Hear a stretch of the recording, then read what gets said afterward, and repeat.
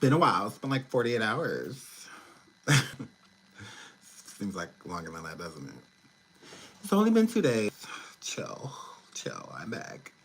Please hit the like as y'all come in. Please hit the like as y'all come in. To get something with me being like super messy. Y'all know I'm messy, so I'm messy. I'm messy. So let me go get it before y'all be like, okay. Sean, how you know that?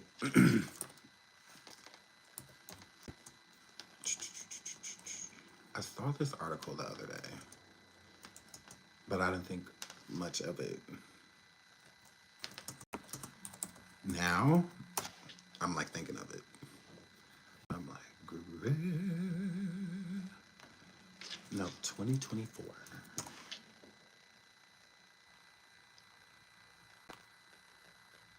Hold on. Hello, everyone. Look at all of y'all. Miss Nita, Sarah, Precious, Gail, Pauline, Deandra, Amanda, Latanya, Sharon, S. Brownie, Gappy's Bro. Hello. Good morning. Hold on. Hold on. I know it's a divorce.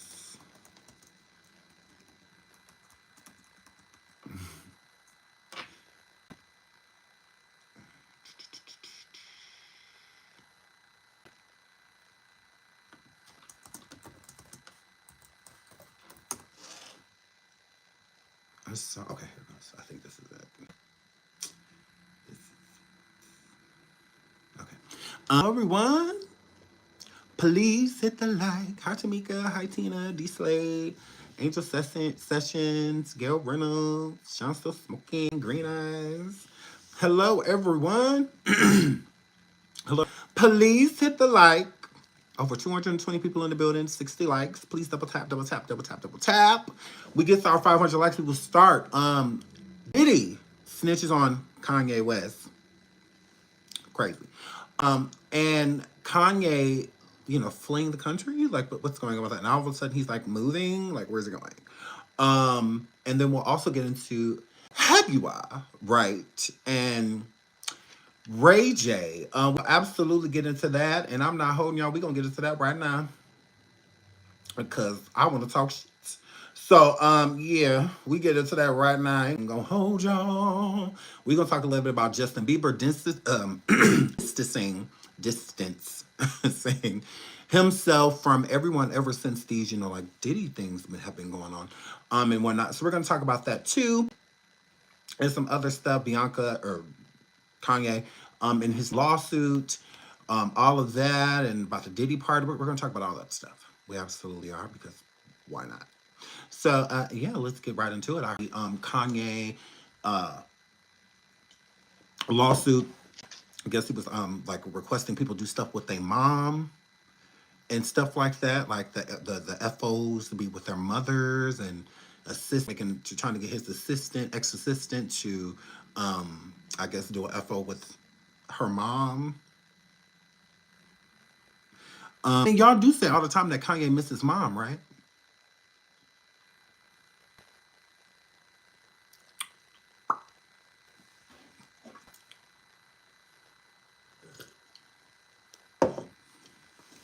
I mean, y'all do say that all the time.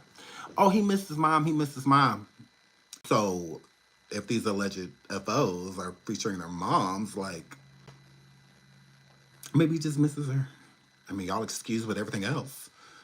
When he climbing up trees and don't want to come down and building tents in the desert with no addresses and we don't know why they out there, or anything like that. He building domes and Sunday service churches, but ain't no preachers or deacons or pastor's aid or, a collection plate.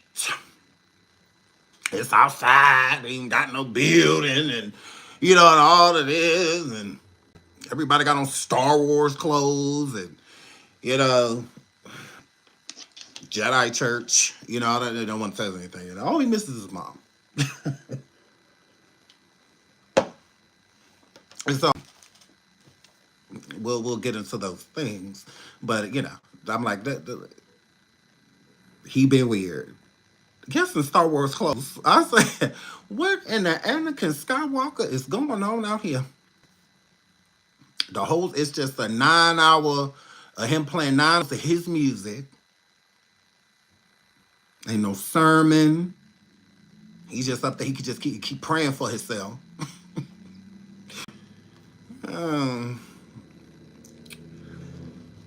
AJ is over here a raging alcoholic, speaking on Jaguar. So let's get into that. Play. Just saying true because this shit is outrageous. But I come to the conclusion that once I seen the story about me and what you had to say about me and situations in my past, that is started to understand that you are totally fabricating stories and you are a complete liar. Why was you looking for her?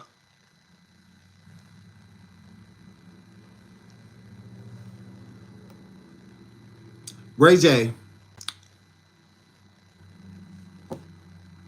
Why was you looking for her? Make it make sense. Hurry up. Brandy brother. Why was you looking for this whole baby? You all on the internet. Jaguar! Jaguar! Jaguar!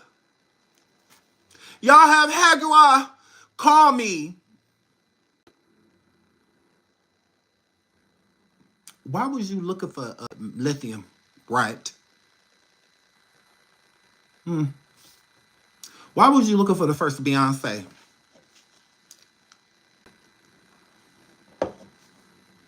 Or why was you looking for could have been Blue Ivy, mama? Hurry up. Why were you looking for her? Not you go find out that she lied on you and then all of a sudden you don't want to talk to her. No. Weren't you calling her because you believed her? See, that's why she didn't want to come on your show, Brandon Brother. Because she knew she lied on you. Yeah, she knew she went around lying, talking about the whole Whitney Houston situation. And never nippy a day before her live, Whitney would have definitely beat her arse. Okay? Whitney would have definitely New Yorked her.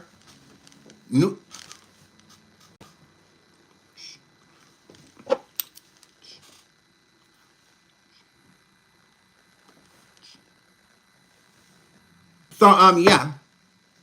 That's why she didn't want to. That's why she was. Where they at? Where they at, girl? Girl, where they at, girl? Girl, where is they, girl?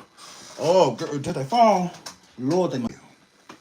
Oh, I put them somewhere else. That's why when you was looking for she.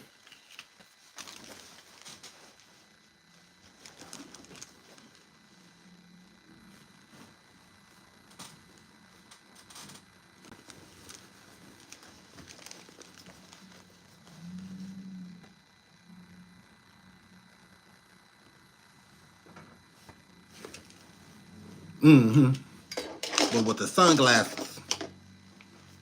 Correct. So she was hiding because she knew she lied on. So she was just like, ooh, ooh. Ooh, not him looking for me. Ooh.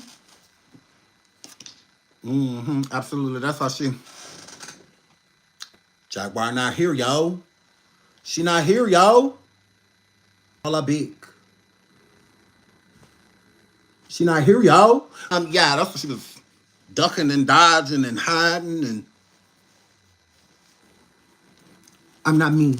I'm not her. I am not me. Is what that word. She was hiding. That's why she was all on YouTube like this. You're triggering me. You're triggering me. Jay-Z had babies in suitcases, yo. So did Beyonce, yo. That's what she was. And then Razor was looking for them.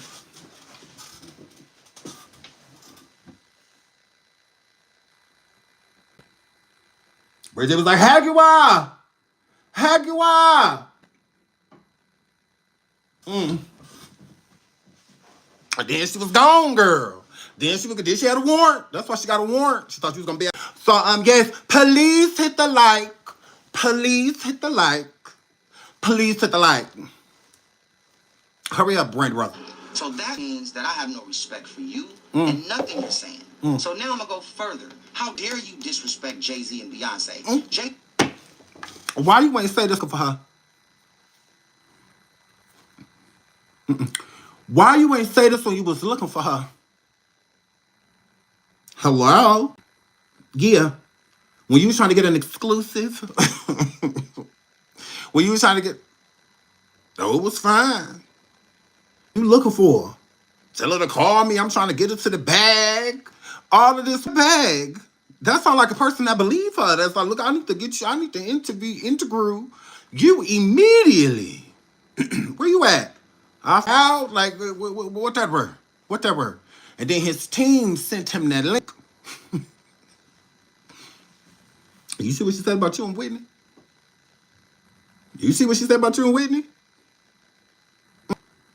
You know she said you had everything to do with that. You would do what? Do it. Not my son. Not my son. Did you see that she said calling all struggle channels? See that? Your views are not that impressive. Oh.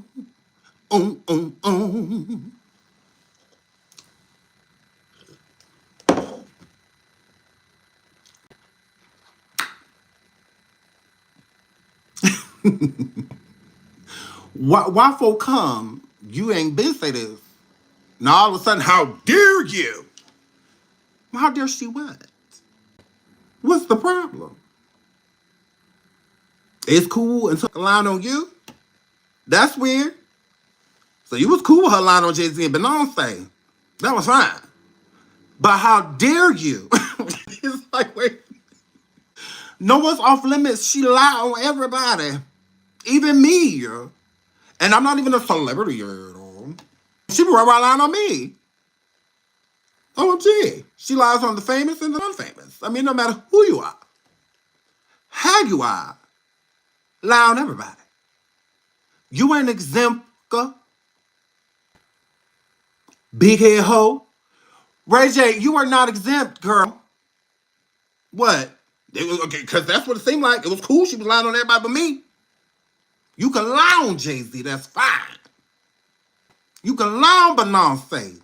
That's fine. But who you're not going to lie on is me. Okay? Cool until she do it to you. That's crazy. Jay-Z is an OG. Don't ever disrespect Beyonce, because now that you're lying on me, and I know for sure that all the shit you're saying is a lie. All because she's lying on you. How narcissistic is that? She just be lying because you're lying. She just do that. Yeah. Yeah. How you are does not discriminate. Yeah.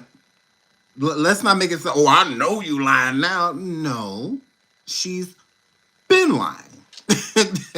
That's nothing. Her back been big. Her neck been missing. Yes, her children hate her. The ones that are alive and deceased. They not belong to me. Adopted them. That's just what that word. She lied on her entire family. Even her deceased mother. It's just what she do. I took her mom. Reggie, I took her mom. Now you want to go for Beyonce. Jaguar, you the duck. Ooh.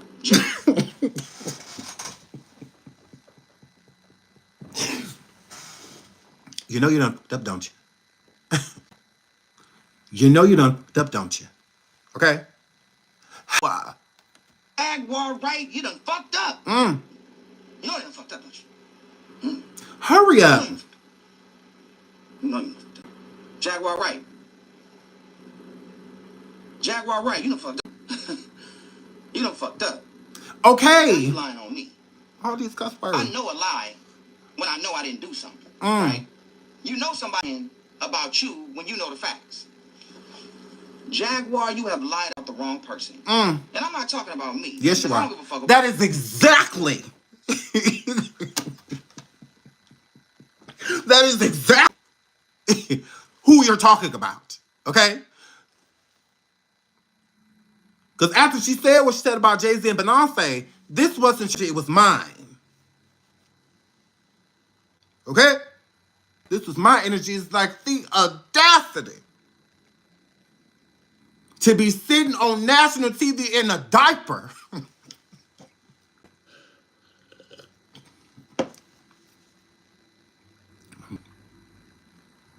To be lying in a diaper is crazy. Okay? Like, real. To be sitting there saying all of that in a pull-up is something major. My goodness. Sitting over there, literally, that's why she kept messing up when he kept asking her questions and whatnot, because she was pooping. She couldn't wait to call off the thing so Hodel could change her diaper. Nah. About what you said about me. Yes, you do. What I do care about is you. About. As you talking about Beyonce. But you didn't say that when you went live, when you was looking for, have you are? Have you are? You didn't say that? You wanted the exclusive, didn't you? My mom, Tasha K, didn't even want that exclusive. Why would you, Ray J, Brandon brother? Hello? You would have think, if it was truly a story, Tasha would have been all over it. And she would have went because she goofy. She's stupid. So she would have did it. Tasha ain't got to send no money, nothing. Nothing. Oh. Because she would have looked at it as like a power move. Yeah, I'm gonna go sit over here with Tasha, and then I'm gonna be in control of the Tasha K troll farm. She's gonna get Sean and Kingpin and all of them together. Yeah, she's gonna tell me who Danny Robertson is.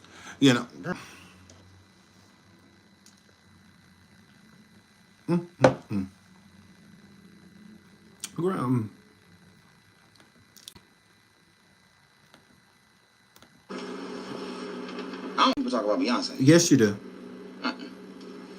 We're not gonna do that. You done fucked up. Okay, we heard you. Jay-Z is an OG. Brush that shit off. And I'm sure Beyonce gives no hells and no fucks. But Beyonce has never done nothing to nobody. Beyonce done stuff to people. Beyonce down, okay? But I'm a Virgo too. Since y'all love to put signs and stuff on everything. I'm a Virgo too. So we've done our dirt. We absolutely have. Just didn't get caught because we're amazing. We just don't get caught. That's all. Correct. We don't do nothing we don't think we can get away with. Can get away with it? We ain't gonna do it. Yes. If I'm about to cheat on you and I don't know exactly what time you're gonna be back here, me as the Virgo, I'm not gonna do it. Because I could get caught. But if I know I'm not gonna get caught, I'm doing it. You gone all day, I watch you leave, I got location on, all that, I see you leaving to say, yeah, baby, man, ski. I'm not gonna get caught. No. So, yeah, that's all. So, yeah, Beyonce done her dirt. She absolutely have. Well, no, she did get sued once by her ex-band player, who said all types of voodoo, dead cats, all types of stuff. But I'm just saying, doesn't mean any of it's true, but it doesn't mean that it's false either. So, yeah, she's I love Beyonce to death, but Beyonce, she been in the game too long to not have stepped on some toes. I haven't seen Beyonce make one mistake. And you know what? It's because you're not watching. You see when she got her hair sucked in that fan?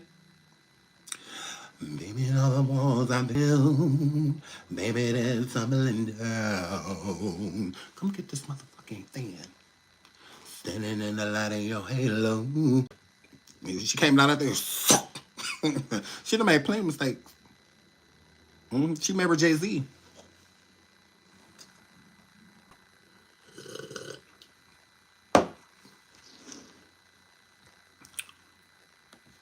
That's somebody that's really trying to make sure that her image is in the forefront and be a role model for all these young girls and all the people that's inspiring to be like her or to follow down a path like that. You explained your sister. Oh, said that. E to the Dorian, will you hurry up, please? that's a path you want to follow down. Why are you trying to fuck that up? Oh my goodness, all these F-bombs. Why are you lying on Jay-Z and Beyonce? I feel like you're talking about yourself right now. It's like, why are you lying on Ray J and Whitney Houston?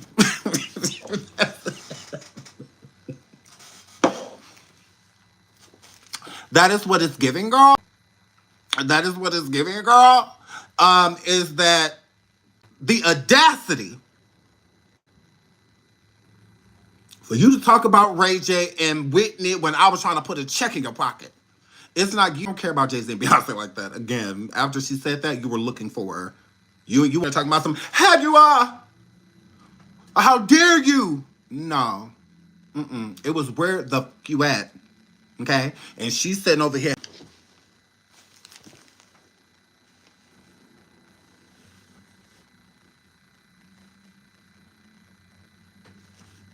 Hiding. Playing possum. Cause she know that shit lied on you. She know she don't know you. She didn't know Nippy. She did not know her. But she talked like she watched the hand you when she went to allegedly go hand Whitney.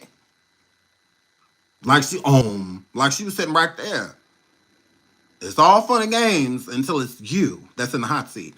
Please hit the like, over 300 likes. Thank you so much for everybody who has double tapped the screen. I really appreciate it. Thank you so much. And I'm a girl.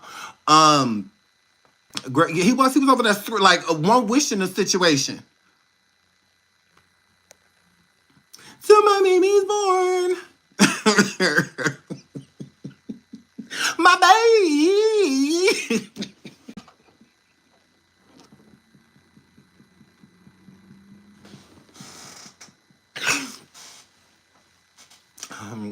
Yeah.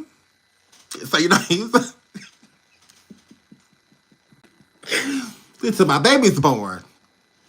I'm looking for Jaguar, girl. If he had one wish, him and Jag would be best friends.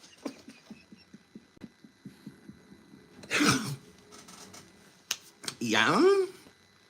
What? So that's just what that word. If he had one wish, Lord, she wouldn't have lied on him and he could have got that exclusive, girl.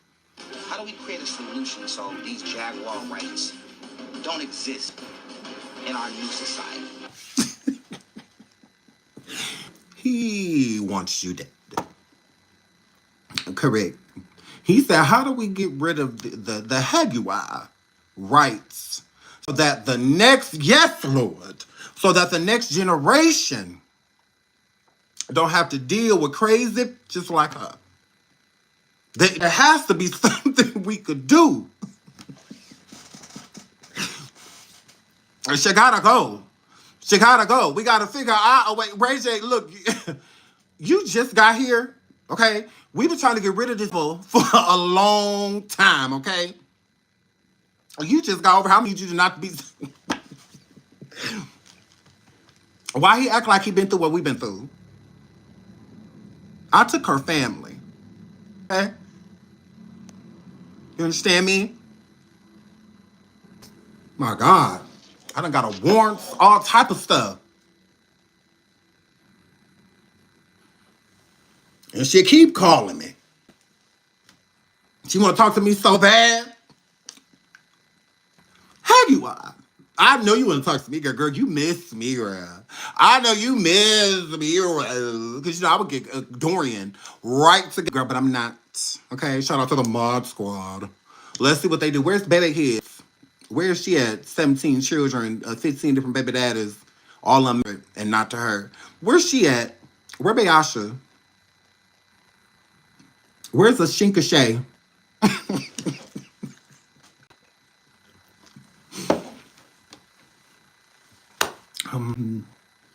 You tried it. Where's the Shinka Shay? Where Raccoon Bitch? Where your stuff from another mister? Hurry up. Girl, please. When recruited the weakest to do what bad is supposed to do. You got your nerve.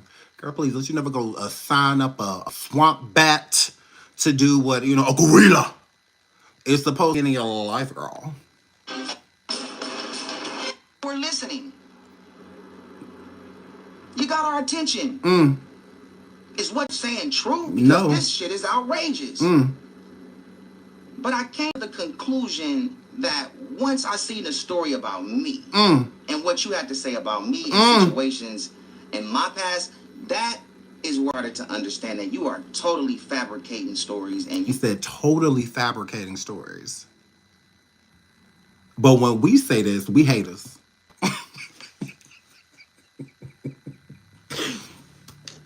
We say this, and crazy people can tell the truth too. We said, and because she's psycho, because she need lithium, okay. Okay. We said two things could be true at once. You know, we said we just hating. We just want her to fail. We the ops. You know, when we said right. But then, you know, you got a Brandon brother, Dorian, over here, girl. One Wish girl. He said, then all of a sudden, I don't know, y'all. Sean and Danny and, you know, King Pang, you know, they might be telling the truth. Tasha K might have been on to something Tasha K did to survive. And Jaguar. She had been a little piece of the truth. Now y'all want to be friends.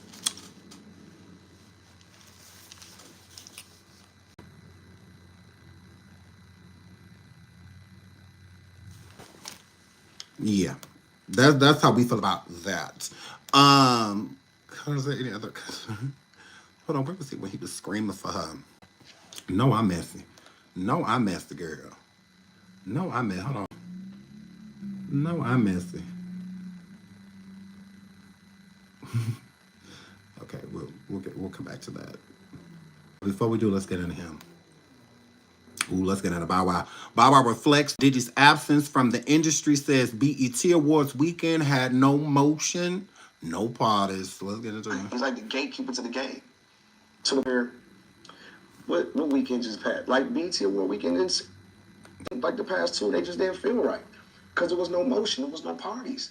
There was nowhere to go. Like, let's be very specific between like, parties and freak-offs. No, industry, like the parties that we attend. Like, there's me, the Terraces, I left before one. Roxy. So, Bow Wow, Moss, please hit the like, over 1,100 people. Building, we're on the fast track to 500 likes so we can get into the main topic that is in the title. So, Roxy was on 106 and Park. And, of course, Bow Wow used to host 106 Park at times, too. He was like Mr. 106 and Park. They call him, so this makes sense for these two to be sitting down. Both of them have been to Diddy parties. So what Bow Wow is stating is that since these, you know, freak-offs and parties and whatever, that were all sponsored by Diddy, now the party scene is like trash. Nothing has been on, nothing has been jumping.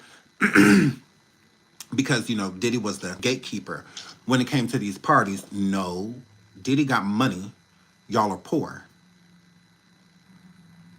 Y'all are poor. Because it's like, one, you're not giving any acknowledgement to all of this crazy stuff that is going on surrounding somebody that you to a lot of his parties to where these allegations are even being made from him. So you've attended where these allegations are being made.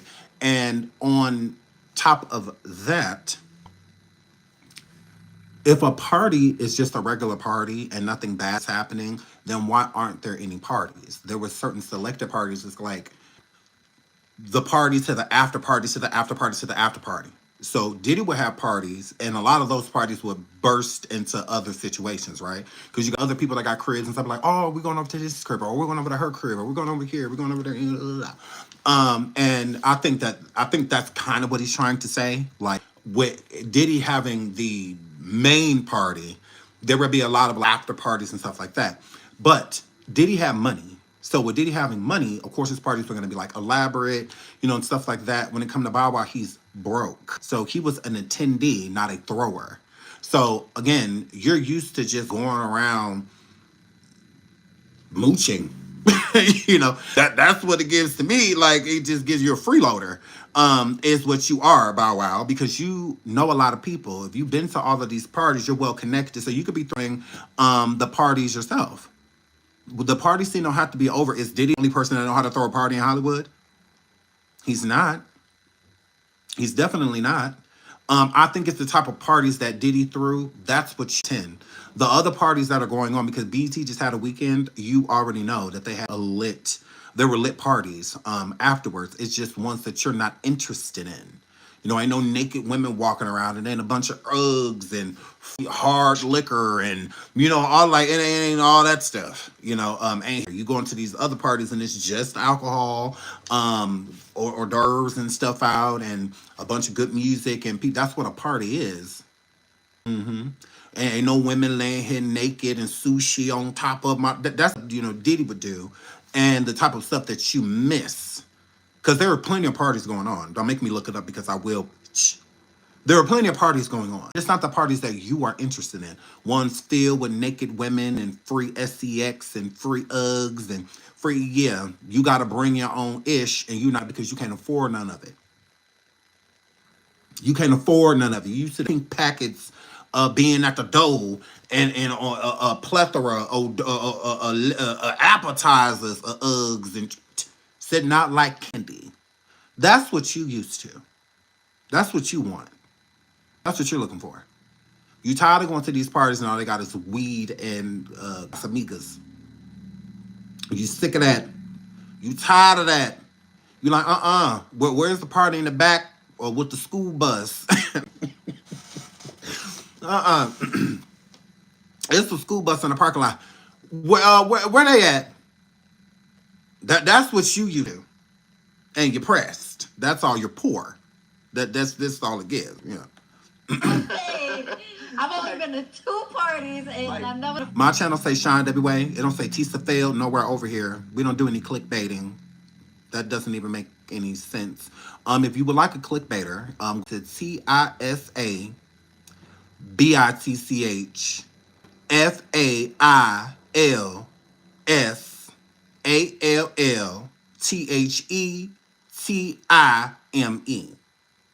Type in that.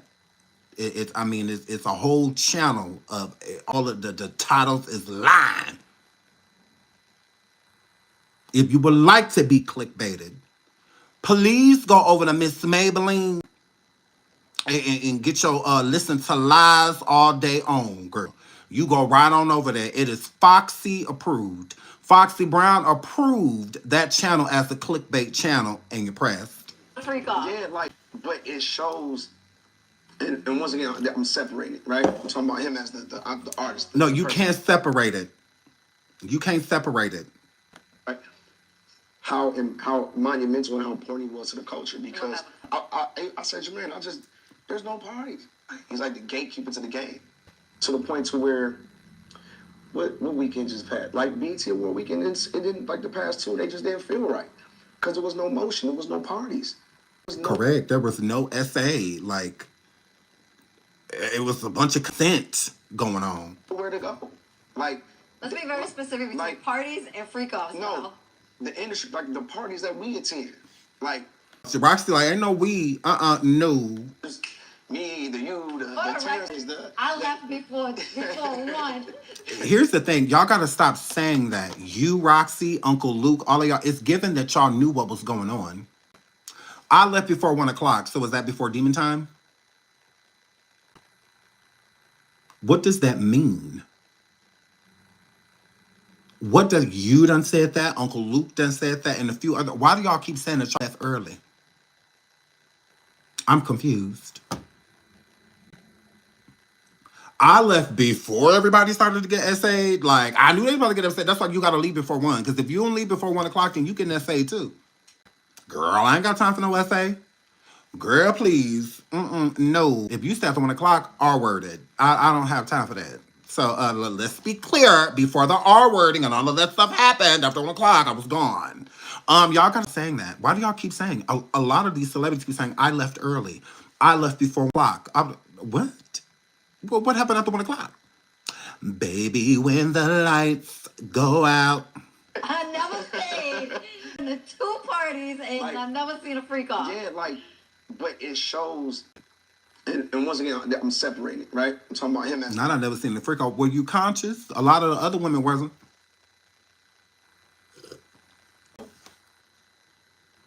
Or were you conscious, girl? Everybody was. The artist, the person, right? How monumental and important he was to the culture. He wasn't important. He absolutely wasn't. Because if he was important, then why is life moving on? It's just not moving on in a way that y'all like it, because he could protect y'all in ways that y'all can protect yourselves. So the type of parties that he threw, y'all want to throw those parties, y'all just can't, because he had law enforcement and judges and federal government or federal agents, you know, and stuff like that inside of his pocket. Y'all don't. So a lot of the things able to get away with, you can't. So that's why it's like boring to you. Because again, what party did Diddy throw that y'all can't throw? What is given is you're broke and Diddy wasn't. That's the only difference. It's money. There is literally no other reason. Nothing. Do y'all know? Can y'all tell me in the chat? Do y'all see any other reason why why Bow Wow and other people can't throw the same parties as Diddy threw? What is the reason? Why is all the parties so boring now? That don't even make sense. Why? Why? A party is a whole bunch of people getting together, kicking it. Sometimes you highlight people at the party, sometimes you don't, sometimes you network, sometimes you just get real drunk, have a good time, you know, smoke, drink, whatever you're gonna do, and be on your way. That's what parties are. Please hit the like, please hit the like. We are almost at 500 likes. Thank you all 443 people. Already double tap the screen already or hit that like button. I really appreciate it. 1,300 people in the building. Please hit the like, please hit the like, please double tap that screen. I really appreciate it. Thank you. What? Sean Bow Wow really mad because he can't sell no more booty.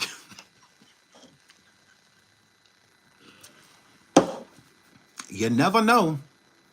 You never know. Please is like, is that money? They don't have. Right. That's the only issue, is that they don't have money. They don't have money. You don't know what did. Have you been under a rock, sweetie? It's like everywhere. Just type his name in right now and it's everywhere. Yeah, just type his name in real quick. We'll get there. We're almost there. 476 likes. When we get to 500 likes, we'll get into the main topic. Yeah, so I'm confused by that. I really am. Let's get to Chris Brown real quick because we're almost at our 500 likes. Chris Brown and Tia Kemp. So Chris Brown, y'all know his documentary. A documentary was done on Chris Brown about him allegedly putting multiple women through DV. All right, now is what it is. Their experience is their experience. They have said what they had to say, and the documentary is out. Okay. One of the women came forward that was anonymous on the documentary and showed her face, and I have a problem with that. I absolutely do. What is the purpose of her showing her face? Most people stay anonymous because mainly just because they don't want to be ridiculed or harassed or trolled by the fans of these large celebrities. They have really, really, really big fan bases. I have not documentary. I just know that it's out. I don't know. Let me look really quick. I have no idea, but that is a good question. So let me look it up real quick and tell y'all where y'all can find it. The Chris Brown documentary. No, not that one. DV documentary. Let's get into that.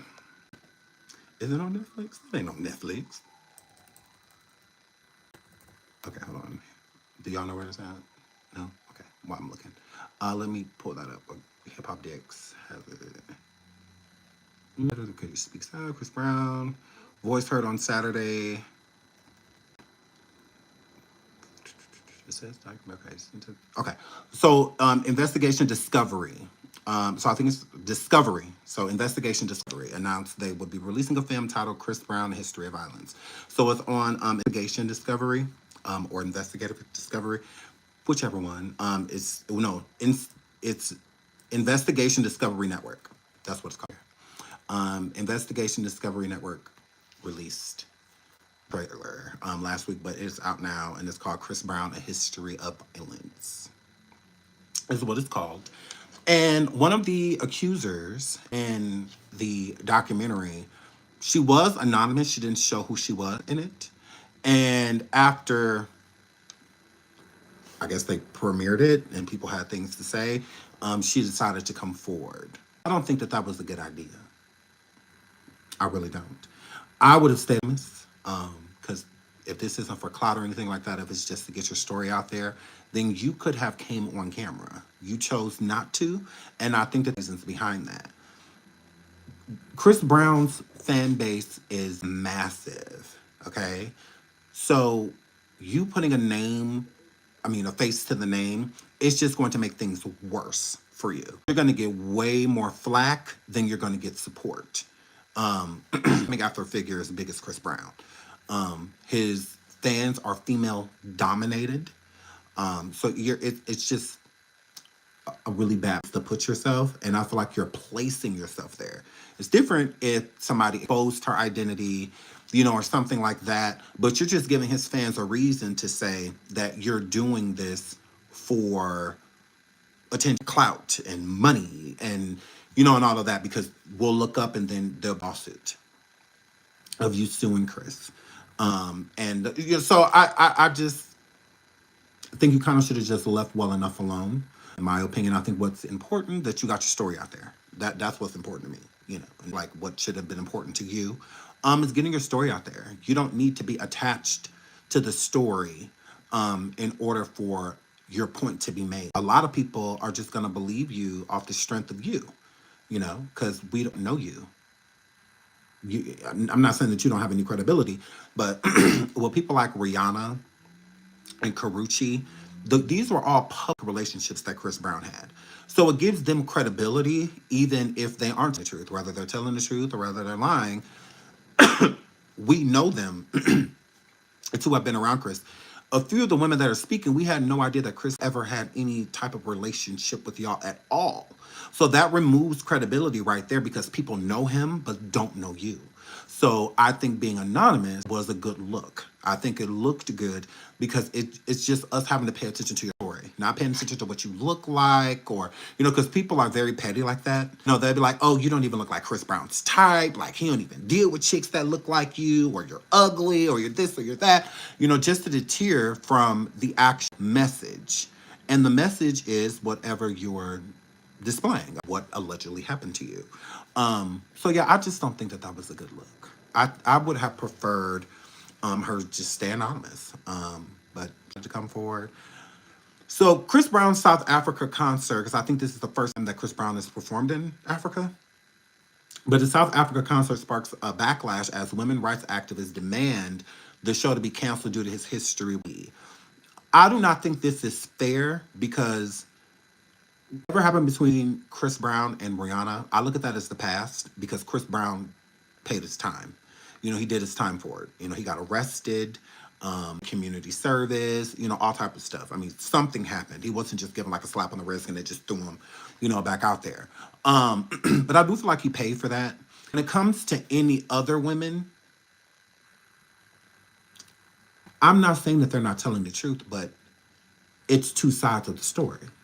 So, and there are people that do lie, unfortunately, for attention, just to be named and, a part of things. Because there are a lot of empty people out here that don't feel a part of things. And you have a lot of that are resentful and angry and jealous of the person, dating somebody like Chris Brown, and then him just, you wake up and he just don't want nothing to do with you, don't call you, text you, nothing. Some people do, angry, and make things up and whatnot, all because they feel like left behind, or see that he's with other chicks and stuff, and, now they feel some type of way. They feel like he ruined his life, so they want to try to ruin his. There are, those things need to be ruled out still before people are just canceling people, I think that Chris Brown's concert should be canceled.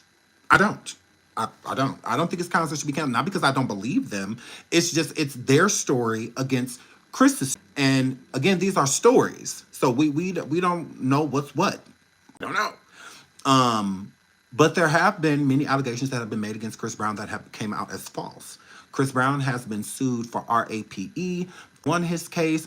proved it with receipts of the girl consensually saying that she's coming over to smash and all of that stuff, blah, blah, blah. Then he just stopped talking. So, I mean, this has happened to him before. Trey Songz even was a part of a set lawsuit that was like that too. And it came out that it was false. That was not true, that they were lied on. But it doesn't mean that everybody's lying. It doesn't. But it doesn't mean everybody's telling the truth. So I think until something actually happens, like if they file charges or something on him, then I would understand people trying to cancel him. But as of right now, I don't feel that way. I don't. I feel like it's a little early to be like, oh, cancel his music, cancel his concert, cancel for what? Like we these are accusations, you know. And being a content creator myself, I've had a lot of allegations and stuff put on me, stuff that are just absolutely true. There was content creators going around saying that I put my hands on my kid's mom, and you know that I used to beat her, and so I'm looking at it from different perspectives. I'm not looking at it like, oh well, multiple women got together, they all got to be telling the truth. No, because even with Surviving R. Kelly, a lot of people lied. A lot of those lied, 100%. There's plenty of women and men that sat over there on Surviving R. Kelly and told bold-faced lies that were not telling the truth, to slander him and to get themselves involved and to be a part of something that could be profitable for them. You know, people getting interviewed and stuff like that after they make money off of that. Oh, you're on Surviving R. Kelly? You think people just, the Lisas and people like that about to be interviewing and stuff for free? 9 times out of 10, no, they're going to want to get paid. The Asantes and all that want money. You know, we're not talking to y'all for free. Like they feel like, you know, they are somebody's. And a lot of people will attach themselves to stories for clout. So we'll see. That's how I feel. I don't feel there's a reason to cancel Chris. I understand we did to Rihanna. I get it. I understand allegedly things between him and Karuchi. We just have to wait. That's how I view it. Wait and see. We'll see what comes of this. It doesn't mean that this is true. It doesn't, you know. So we'll see. Unfortunately, look at Diddy right now. You got Talia. You know, it seems as if she's lied about a lot of stuff when it came to Diddy. So until more information comes out, that we should just kind of, because I don't like people getting canceled and you come to find out that it's a lie because they've had that behavior in the past. So because they've done something in the past, you'll have people that will come forward and all for attention and money. Like Talia, this is all for attention and money at this point is what it's seeming. Her story is not coming together well. It's not. All the people she named as witnesses, she's contacting them all. It's the same. I believe it's sabotage on both ends. If Diddy contacting victims is, you know, sabotage, why wouldn't it be the same thing with her? If Talia was telling the truth, I don't feel like she wouldn't need to contact anybody. Why is she contacting her ex-boyfriend at the time, asking him to corroborate this story? If the story is true, I need to talk to him at all. You know, if I went through something with you and you know this to be true, that it happened, I don't need to contact you. I feel like the only time I would need to contact you lied. If you said, oh no, that didn't happen, what? You noticed that you weren't there. You know, that's the only time I feel like you should contact them. But you contacting them beforehand, offering money, you know, and stuff like that, no. I can't get down with that. I can't. There's too many people out here telling the truth about Diddy for us to be focused on people that are lying, because that's what's the case up, you know. I don't like that. Why contact the bodyguard if you were so afraid of him? I don't understand those things, and you would have to explain them because the judge is going to have the same questions. You know, the judge is not going to overlook those things. Someone traumatized reaching out, because you can't, you're petrified of someone that you would reach out to. You are petrified by someone, you don't want any interaction with them at all whatsoever. What you look like contacting the person that took you through all of the trauma and try to trick them into agreeing with you or stuff like who do all that? But then you go on this press conference and you can't even talk about the situation because you're breaking down so hard. Is this how you were in his DM? Again, it would have made more sense if she would have had somebody outside of her contact him. She contacted him directly. Does not look good. It doesn't look good. It doesn't. Cassie didn't turn in any paperwork of her directly reaching out to Diddy to get him to admit to anything or anything like that. No, because she knows she's telling the truth. And she has witnesses that can corroborate her story. And she also has receipts of videos, all type of stuff. You know, she don't need to contact anybody. What? She's telling the truth. She didn't need to contact Roger Bonds. Roger Bonds came forward and said Cassie's telling the truth. Anyone she named the lawsuit, no one, Kid Cudi, all of them, they all corroborated her story. Kid Cudi never said she lied about the car being blown up. No, he said that's true. That did happen. She didn't have to contact him for that to be true. Press contacted Kid Cudi and he corroborated her story. He said, yeah, my vehicle was. There's even it's even documented that his car blew up and what like. There's old police reports, all of it. So that's proven, like it's real. She didn't have to contact anybody. For what? She's telling the truth. So yeah, I don't know. We'll see though. We'll keep our eye out on that. We'll keep our eye out on that. Until then, let's jump into Kanye.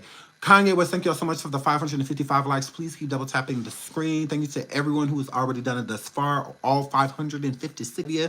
Shout out to the over 1,200 people that are in the building. I really appreciate y'all being here. Please double tap that screen. Thank you to all who have. I really appreciate it. So, Kanye West's former assistant sued. He's sued by his former assistant for allegedly ugging, SAing at Diddy's studio session, okay? So, if you know, now you know, I'm sure the majority of you do, Kanye West has been placed inside of the lawsuit from his former assistant, and she also lists Diddy inside of the lawsuit as well. So we're going to get into that. Kanye West is being sued by his former assistant, Lauren Piscata. Is that how you say it? Piscata? For allegedly ging and SAing her during a studio session that he co-hosted with Sean Diddy Combs. I think a lot of people are really shocked by Kanye's name coming up because people always said about Kanye, like, oh, well, you know, people talk about Kanye, but, you know, he ain't know nobody, and, you know, he ain't out here doing these FOs and, you know, stuff like that. I think people are like, I was shocked. I'm not gonna lie. I was just like, whoa, Kanye. You know, I'm like, oh no, Kanye. Because I do have like a love in my heart for Kanye. I don't know. He's kind of like that relative, you know, that get on your nerves, but at the same time, it's just, you know, I don't know. I just have a love for him. Like, it's weird. It's weird because normal people I could just pounce on. But when it comes to Kanye, it's just like, I don't know. It's like kid gloves. I don't know why. I really don't. It's like he's like a part of family. I don't know. It's weird. It's weird. It's like, I don't know. I just have a soft spot for Kanye. I don't know if it was because of his whole mom. I don't know. I don't know. But I feel for Kanye. Okay? I feel for Kanye. So, yeah, I don't know. I just do. In June, because I don't know how to say her last name, who was the 47-year-old rapper's personal assistant from June 2021 to June to 2022, so just a year, sued for harassment, breach of contract, and wrongful termination.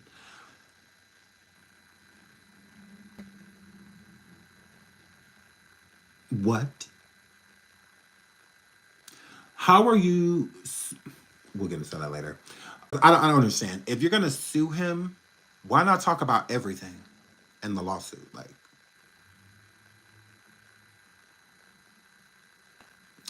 how does this man SA you, but you're pressed because you got fired?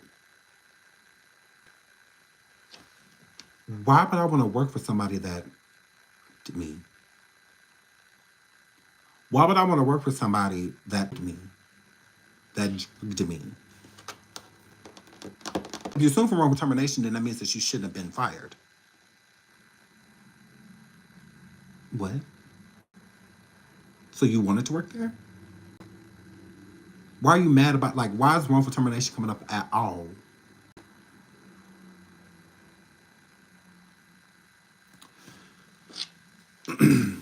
Whatever. Because you should have quit. That's what I don't get at all. Like, why did it take for you to get fired? I would have been done immediately. And I filed charges, whether people would have listened to me or not. Because then it's documented. It's still documented. Give me my papers back, stamp them, all of that stuff. So yeah, it's documented. It doesn't matter if they don't go arrest him right away. All that, it's fine. It's fine. You know, that's just what that were. Lauren made the new claims in the 86-page amended lawsuit, which was filed on Tuesday and obtained by Fox News Digital. The court document stated that Lauren and her former artist management client, who was not named in the lawsuit, were invited by West to attend a studio session in Santa Monica, California, that the Grammy Award winner was hosting alongside Combs. Lauren did not accuse Combs of wrongdoing in the lawsuit.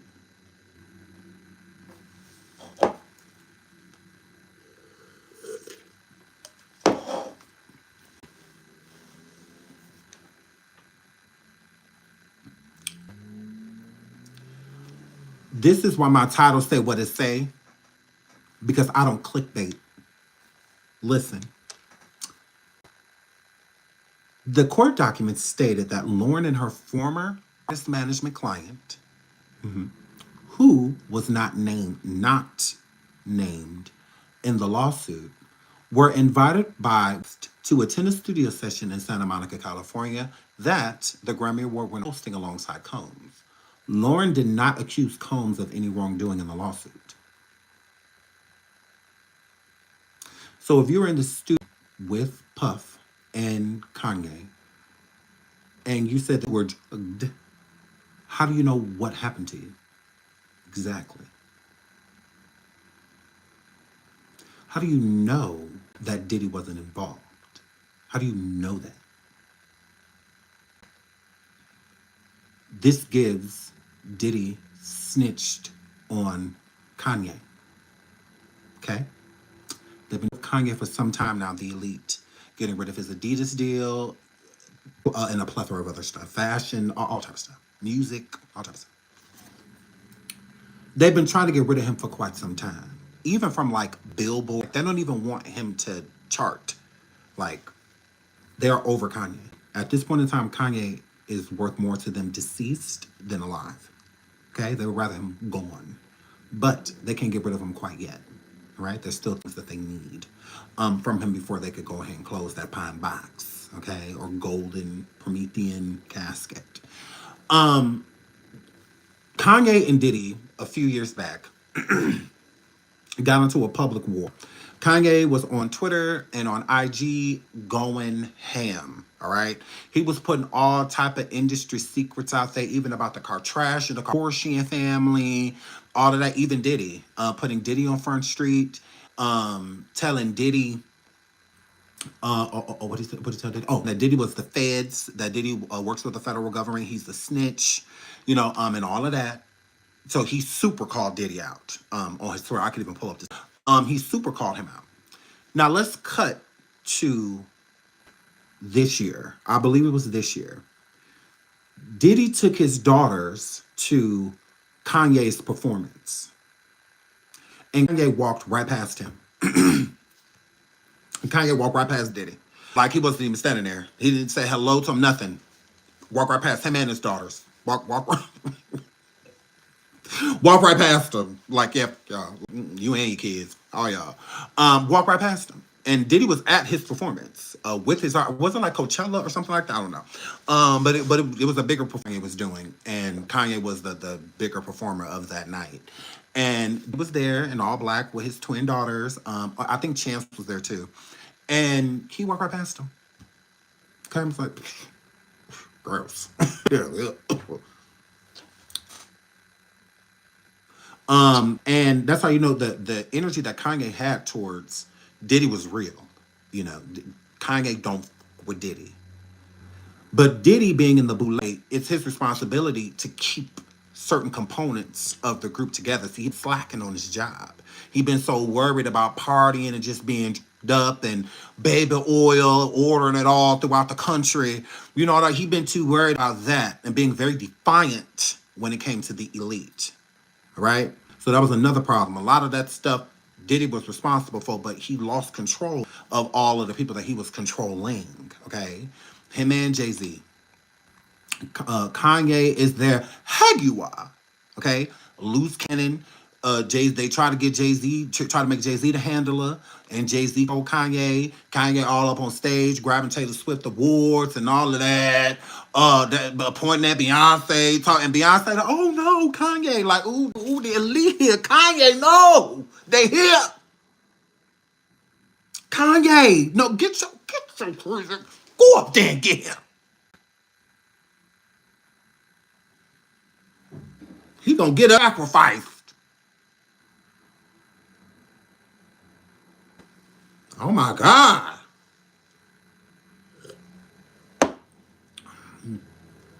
And so they tried to give him to Beyonce and Jay-Z. They had a nice little hand. That's why they let him sit in the same row as them. You know, Beyonce can't stand Kim Kardashian, but she let that slut sit by them. You know, and all of that stuff, and I'm a girl. Although Kim tried many times to sleep with her husband, you know, I say let her go. Beyonce, okay, look at here. Whatever. Okay, just make sure she at least 2 rows down from me, and I want Jay-Z on the other side of me. Okay, he can't sit right next to her. Hell no. So, yes. So, Jay-Z was trying to give them, you know, they're trying to, you know, kind of stamp and approve their relationship for the world, Craig, so they could look like these, you know, 2 power couples, you know, that was together. You got Beyonce, the beautiful songstress, been doing it since she was a child. She's amazing. Then you got Jay-Z, the ex-dealer, the crooked rapper, done everybody over Carter.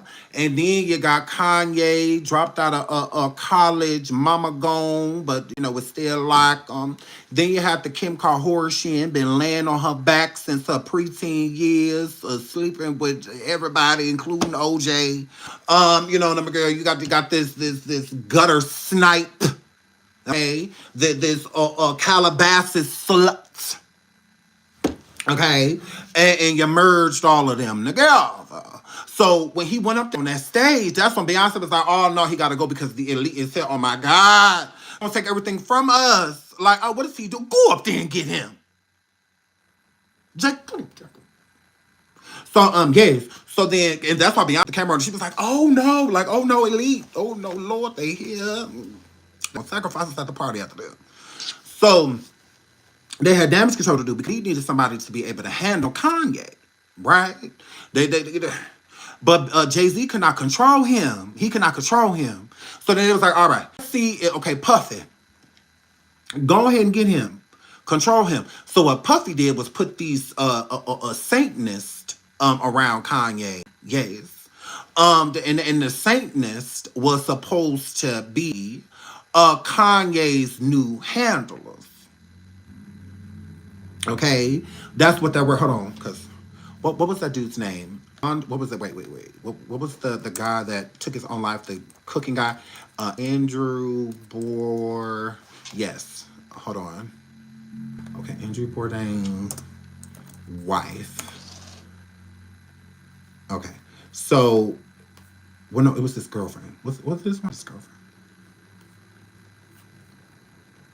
Hold on. Okay. Because she is a Satanist. Okay, correct. Okay, news are okay. Yes. So, what was her name, though? I guess that doesn't matter. But she and her man, because she was crazy too, and she like slept with an underage boy or something like that, and he like, and she like got in trouble because he was like 16 or something like that. But she was cheating on, I believe, Andrew with him. But that same woman is a Satanist. Yeah, Asia. Thank you, Asia. Our team to go her. So her. Okay, let me type her name in. Okay, let me go to Google. Because I like to have my information correct as I'm saying it instead of, because you know all the information starts to merge. Okay, y'all said it is. Okay. Yes, actor and filmmaker.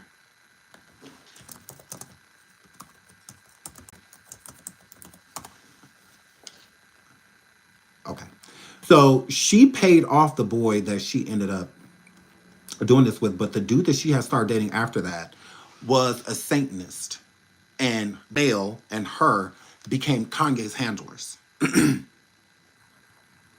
Yes. Because she is a part of the elite as well. Okay?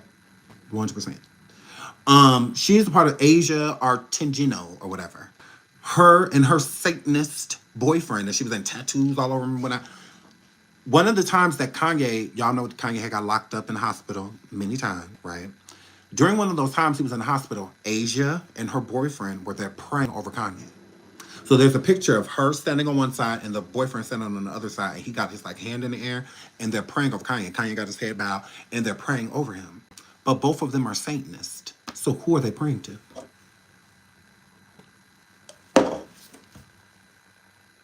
Who are they praying to? So I always found that picture really awkward. I'm like, well, they're Satanists. So if they're praying over him and Kanye got his head bowed, he's praying. This Sunday service ish is of the devil. That's why I can never get into it. The Sunday service thing that he did. I'm like, yeah, no. That this is something different. This is not of the Lord. It is not. Not with these people, because you can't be cool with both. You can't be. There's no way I can see her as a Christian, but I'm kicking it with like atheists and stuff like that. No means that I have to like agree with them or hate them, or anything like that. But what we don't have, we are, because me being a Christian, my values, my morals, all of that are going to be so much different from somebody that will do what thou wilt. A Satanist, everything, meaning SA, R wording, M wording, all of that illegal stuff, murdering people, they're fine with all of that. All of that stuff is okay. That is completely okay. Those type of people can go take 6, 7 lives, and they did it in the power of, Lucifer, and whatnot, and feel justified in what they did. A person like me would be a wreck. Like, yeah. Like that, I couldn't do any of those things because my morals, my values, my Christianity would not allow me to do those things. But these are things that they do on a day-to-day basis. They get together, and a lot of the legal things that are happening, they do it in these rituals, and ceremonies and whatnot, and they don't see any bad in what they are doing, because they do what will. With Jay-Z wearing the hoodies of Aleister Crowley's statements and whatnot, but he married to Beyonce, and Beyonce want to be over here talking, singing to the Lord and all of that. Because when Beyonce was in Destiny's Child, they always had a Christian hymn on their song, singing Amazing Grace, or they always, it was Christian. But when Beyonce got with Jay-Z, she stopped doing that. All the gospel melodies and stuff she would do. Destiny's Child used to be at church events and stuff like that all the time with the Yolanda Adams and people like that. They once Beyonce and Jay-Z got together, Beyonce stopped all of that. All of that was gone. Beyonce used to go to church, her mom and her father, all of that stopped. She had only went to that church in Houston because she went there as a kid. So when she was going around promoting Renaissance and whatnot, and on the documentary, she only because of that. Other than that, Beyonce don't do church. Beyonce was a person that would meditate and all that. Now she meditates. They do that in Lucifer too. Satanists meditate all the time. They absolutely do. Like it. So yeah, it was like the Christianity went out the door with her man, because again, like you can't be both. He's sitting here with hoodies on, Jay-Z talking about some do what thou wilt, and all of that. The preachings of Aleister Crowley, a known Satanist that pushed the energy of being Satanist throughout the whole Hollywood. Like Aleister Crowley was like one of the creators of a lot of these rituals and stuff that would go on. He lived a very long time, and he did a lot of evil while doing that, but he was cool with people like Disney. He was really good friends with Aleister Crowley while he was alive. Jay-Z, I mean, you name it. And, these people were cool with Aleister or follow his preachings or teachings. And when I saw that just don't go away. So with Beyonce being a do it my man type of woman, I do feel that whatever Jay-Z worships, she does too. 100%. And they couldn't keep him in control. So they had to keep switching, people to handle him, to be his handler. And once Asia and her band, the dude she was dating at the time, didn't work out, That's when they gave him back to Diddy.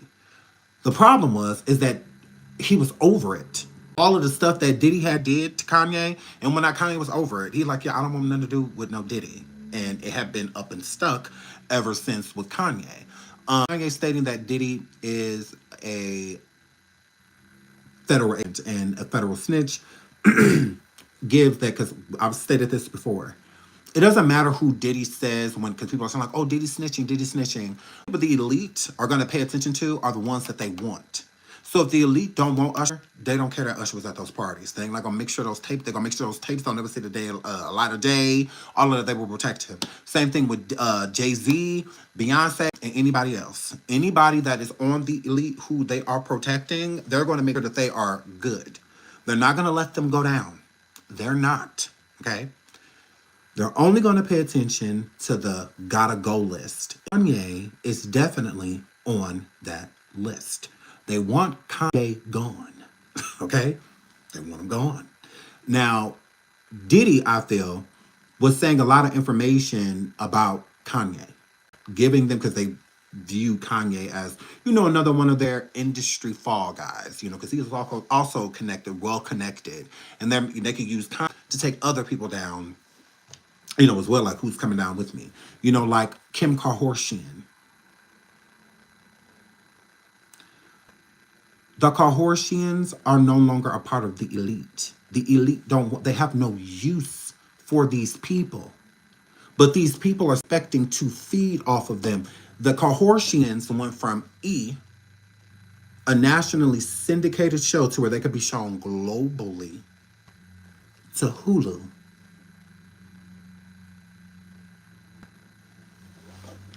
They're on their way out the door. They might as well be on Love and Hip Hop. They might as well be on Love and Flip Flop. Okay? A few years back, the Kylies and all of those people, they had the biggest following in the world. Like no family was bigger than the Kardashians. They were even bigger than like the first family here and the Royals. They were huge. They don't have that type of pool anymore.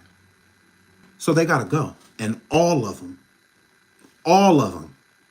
So I believe that this is a way of them targeting Kanye to target also the other people that they want to take down. Because these people are still expecting for the Illuminati, the elite, to feed them, to get them deals, because they've been doing it.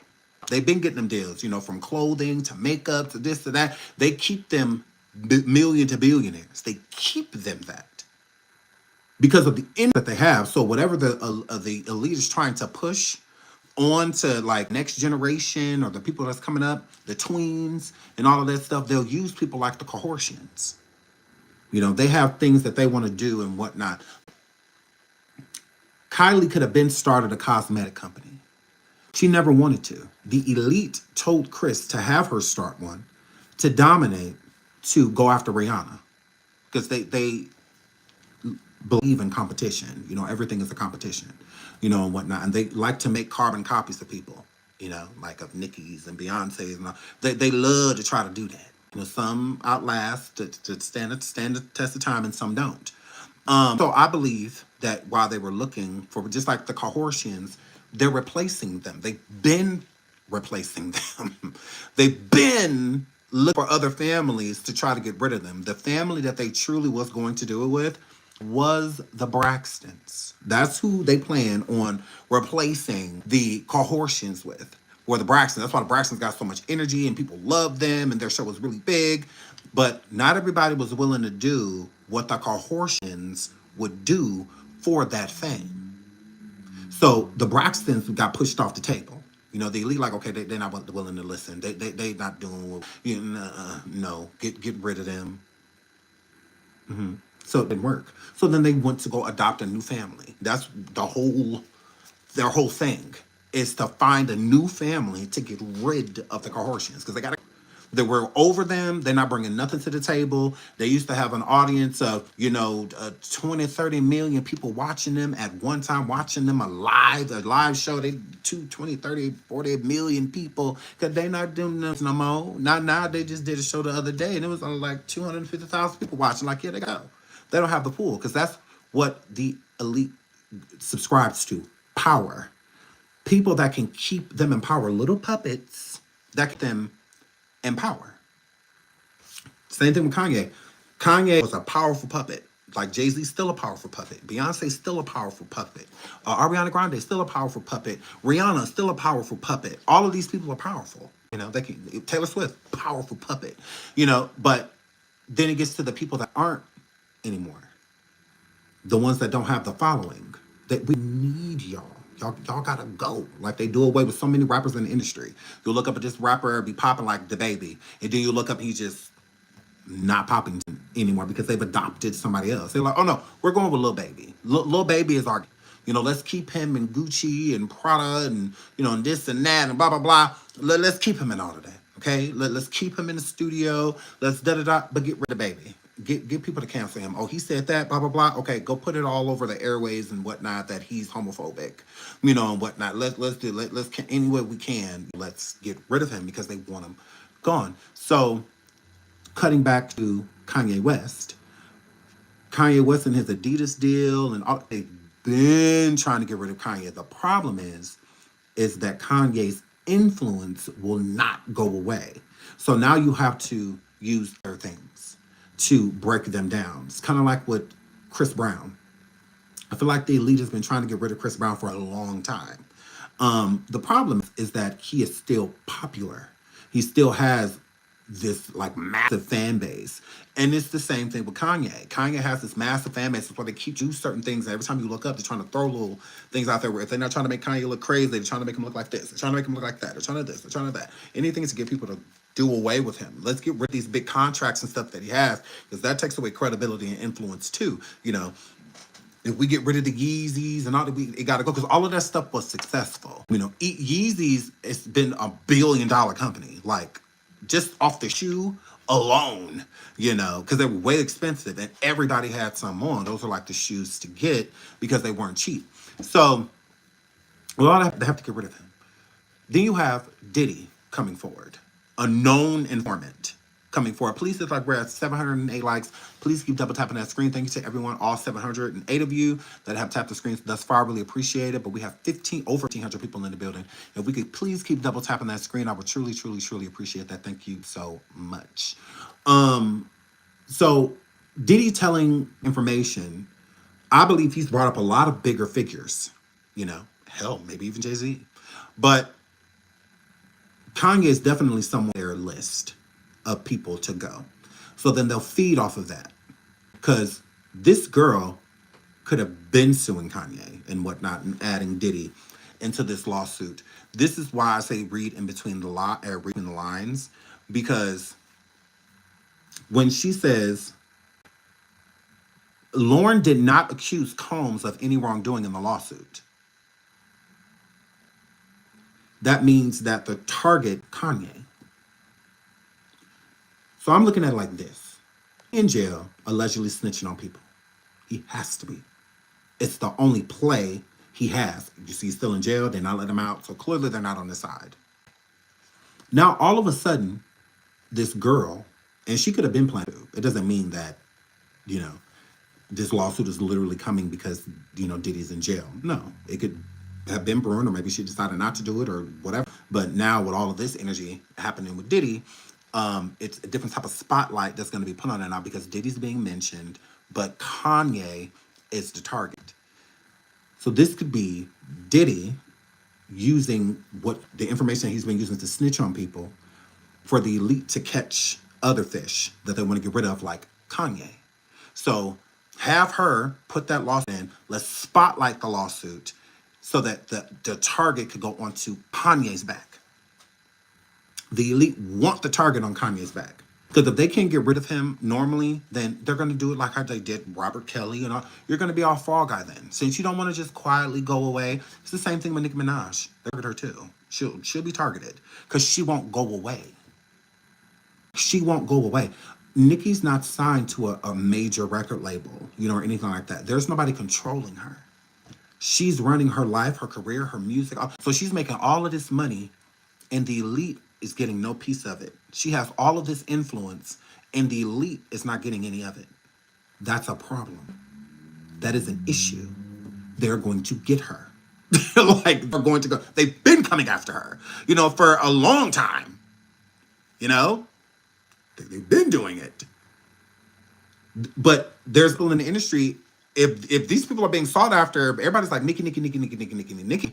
They're not going to say no because the elite wants her to, because the elite still has to make money, because they still own like the a lot of these touring arenas and touring companies.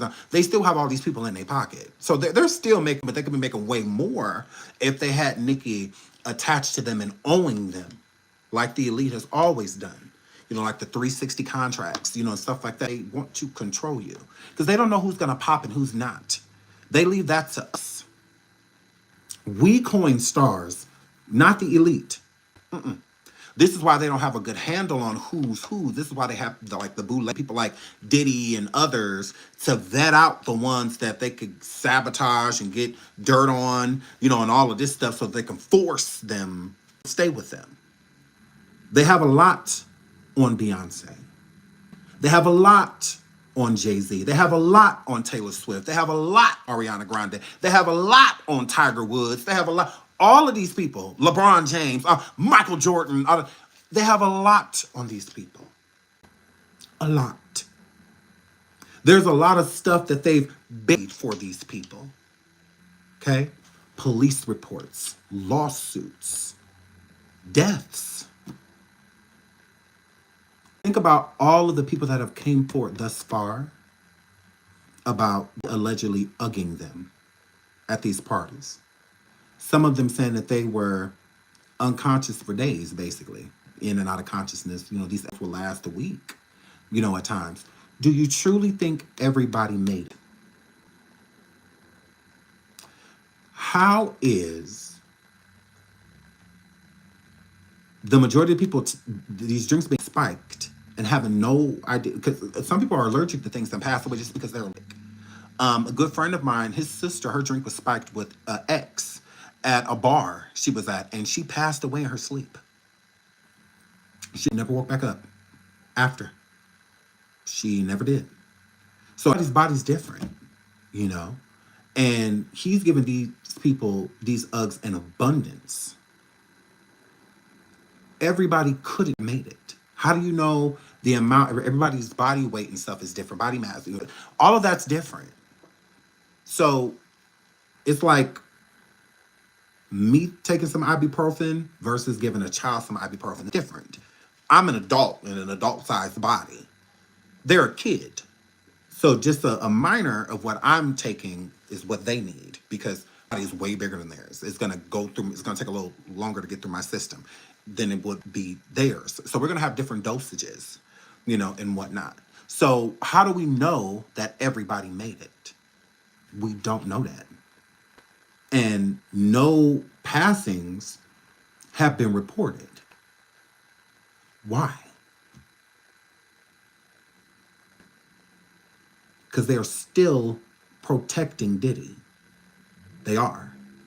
He is their informant, and he's been their informant for quite some time. He's just an informant that up royally. He with a wrong person. And that was the Diageo company. That was the first domino. And they like, yeah, I'm going to show you. When he sued that company for racial discrimination, after they had went above and beyond for him, the narcissism in that, it's like the fucking audacity of you.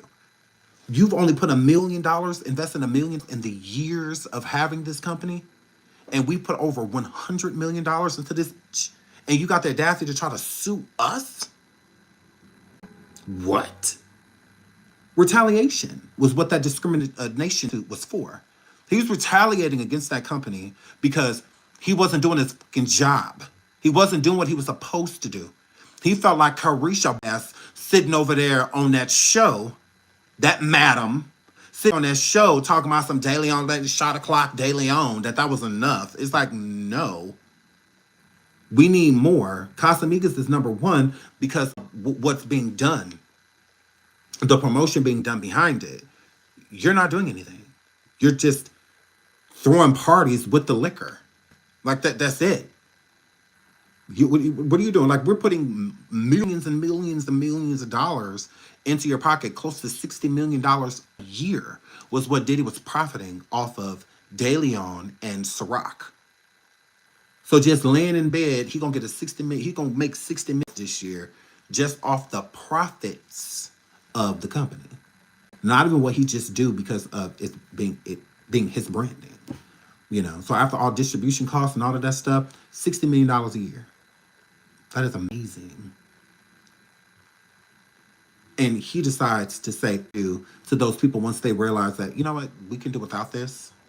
We're putting way more into this than you are, way more time, energy, promotion, all of like my up here working to the bone to make sure that your product is successful, and you're missing meetings and launches, and you just think you can do what you want to do. And then when they get them on the phone, like, hey, you're supposed to be here to, he just brushing it off because he's somewhere on an island, day 4 of an FO.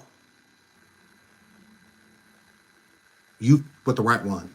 You absolutely did. You absolutely did. So Diddy getting out of jail, in my opinion, that's never happening. No. Because even cutting a deal, I think he still would get at least 20 years. Because this is an open pending investigation. So there's charges to come. Even the prosecution stated that there will be more charges. Oh yeah, this is just the beginning. We ain't even looked through all this stuff yet. And we done already found at least 15, 16 motives. So, yeah. But the reason why the prosecution needs to look through it carefully is because the elite, they're not letting everybody go down. No. Basically, 85 Hollywood would be canceled if they let all of those tapes come out, including Beyonce. Including Beyonce. Correct. Please hit the like. Shout out to the 783 people that I have already. Over 1,600 people in the building. Please keep double tapping that screen. Thank you to everyone who already has 784 of you. Thank you so much. So yeah, I believe like 85% of Hollywood to be locked up. Did you not? Hold on real quick. Did you not hear?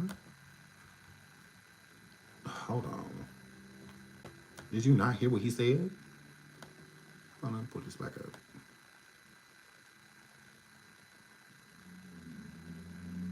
Oh my goodness, tripping. No, it's good. I don't want to say that.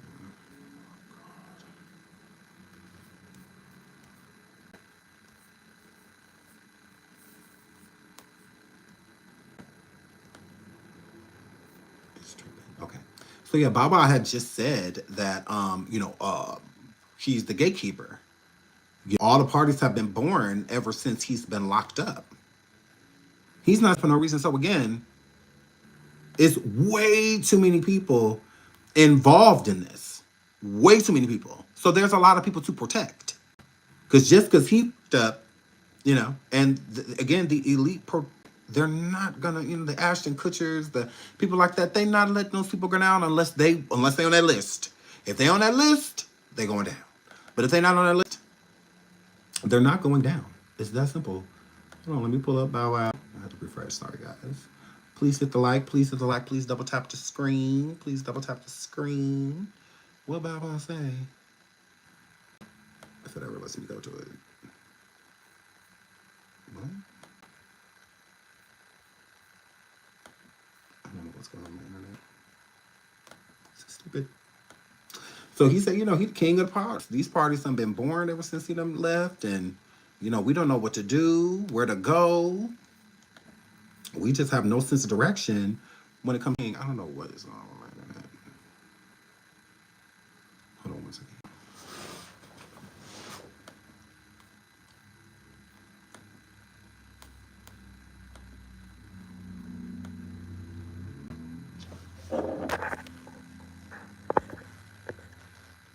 Okay, sorry, I don't know. One second, I'm gonna stop my router.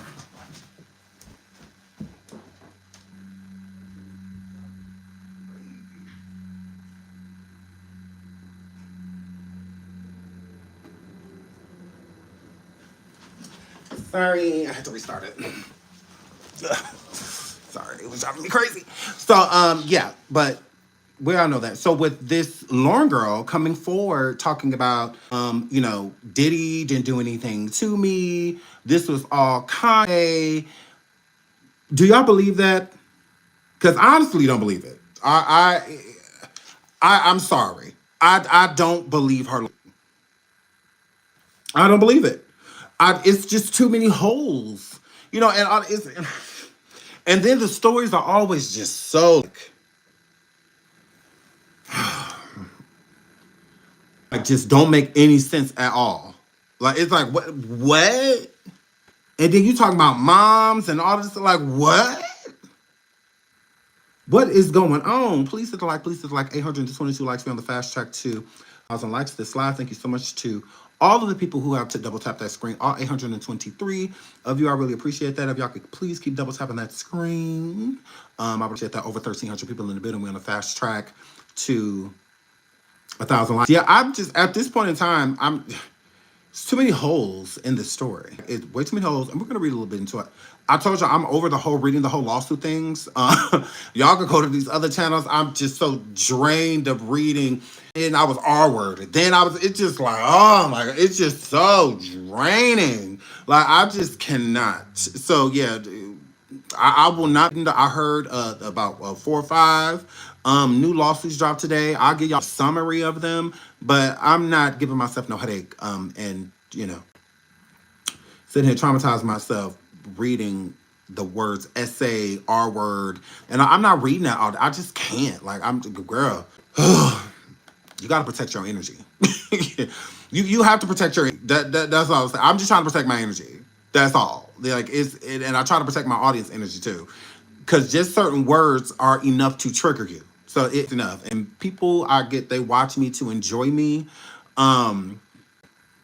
They watch me to enjoy me. Hold on, because it's right now breaking new civil lawsuits. NC News exclusive. We are reporting now details on the growing legal battles for rapper Diddy Combs. It's new. NBC has obtained new civil lawsuits against Combs filed in the Southern District of New I'm sorry. I think I did that. Individuals are remaining anonymous out of fear, according At Vistaprint, we print signs. Hurry up with these commercials. Oh my God. to the suits. One complaint actually includes an allegation of sexual assault and rape against a woman in a Manhattan hotel room when she was just a 19-year-old college student. We've reached out to Combs' legal team for comment, and we have not yet heard back. And these are the first civil suits being filed by Texas-based attorney Tony. Okay, so this is Tony Busby. Y'all know he said he got 496 people and 127,000 people called the hotline. This is Tony Busby. One that held the press conference last month saying that he was representing dozens of accusers. And he says that the reason that he's filed these suits, I spoke with him earlier, and he said that these are the ones that he was able to corroborate first, that he is still playing. So he's saying that he did these first 5 suits because I guess he only feel like only people telling the truth. Other high-profile defendants. Now, these suits just name Combs and his businesses, as well as a hotel and another location where an incident allegedly took place. And, you know, this is all happening just less than a week after a New York judge has now said that Combs will separately face his criminal trial on May 5th. You know, the only civil suit that he settled so far is the one with his ex-girlfriend, Cassie Ventura, who filed explosive suit alleging sex. The news, y'all just, Lord. Y'all don't keep nothing there to get like, girl, y'all edit yourselves at all. Y'all just, you know, live from KBA3. This person was essayed, and it's just like, girl.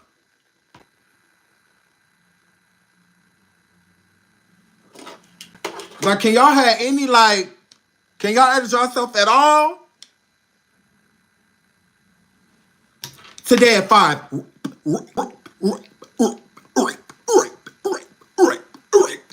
Like,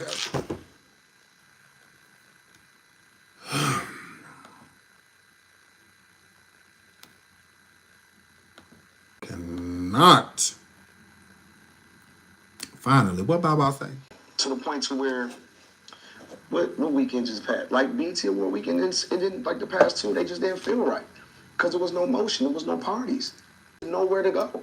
Like, let's be very specific between like, parties and freak-offs. No, because there's nowhere to go. So no other celebrities throw parties no more?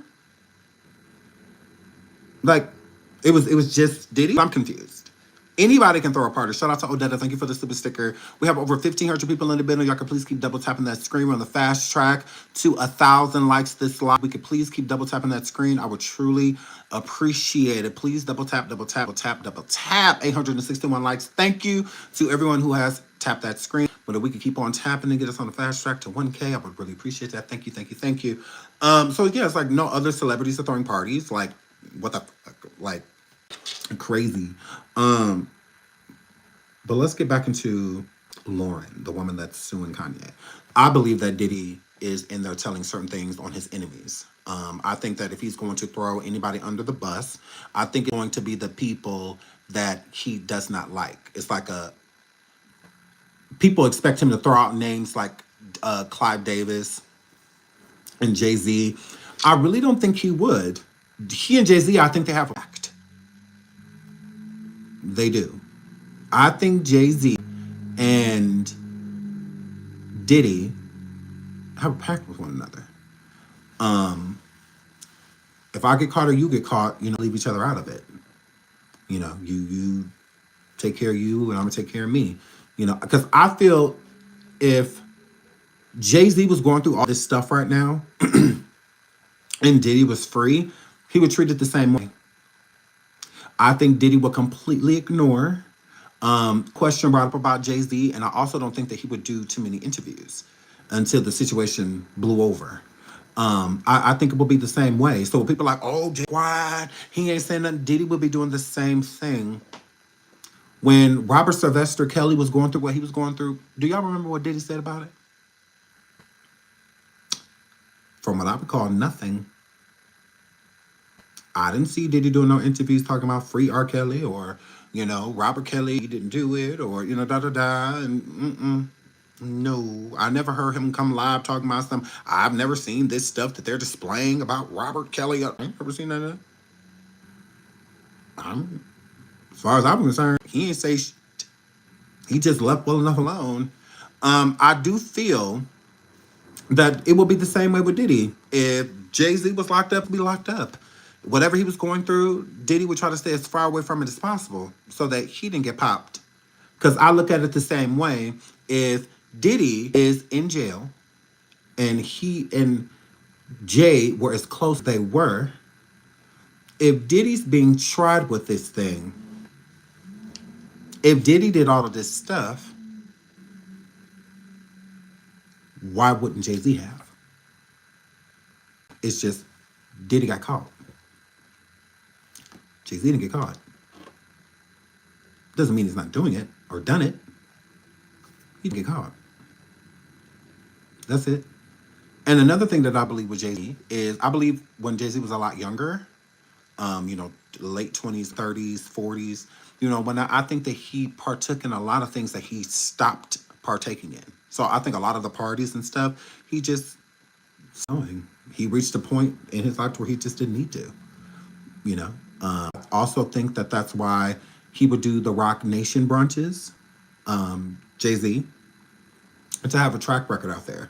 I throw parties. I thought the Rock Nation brunch was a party. But they were during the day. So it made it look innocent. Like, look, I do ain't nothing crazy going on. He allowed cameras, all of that stuff inside of there.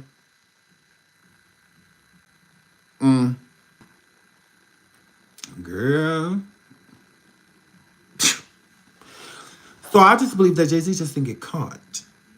I'm not saying that he got his skeletons. Too many people have named him and Beyonce for both not to have skeletons. I do think that they're a skeleton. I do. What? I don't know. I have an idea.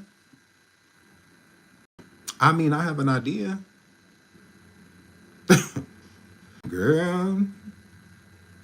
I've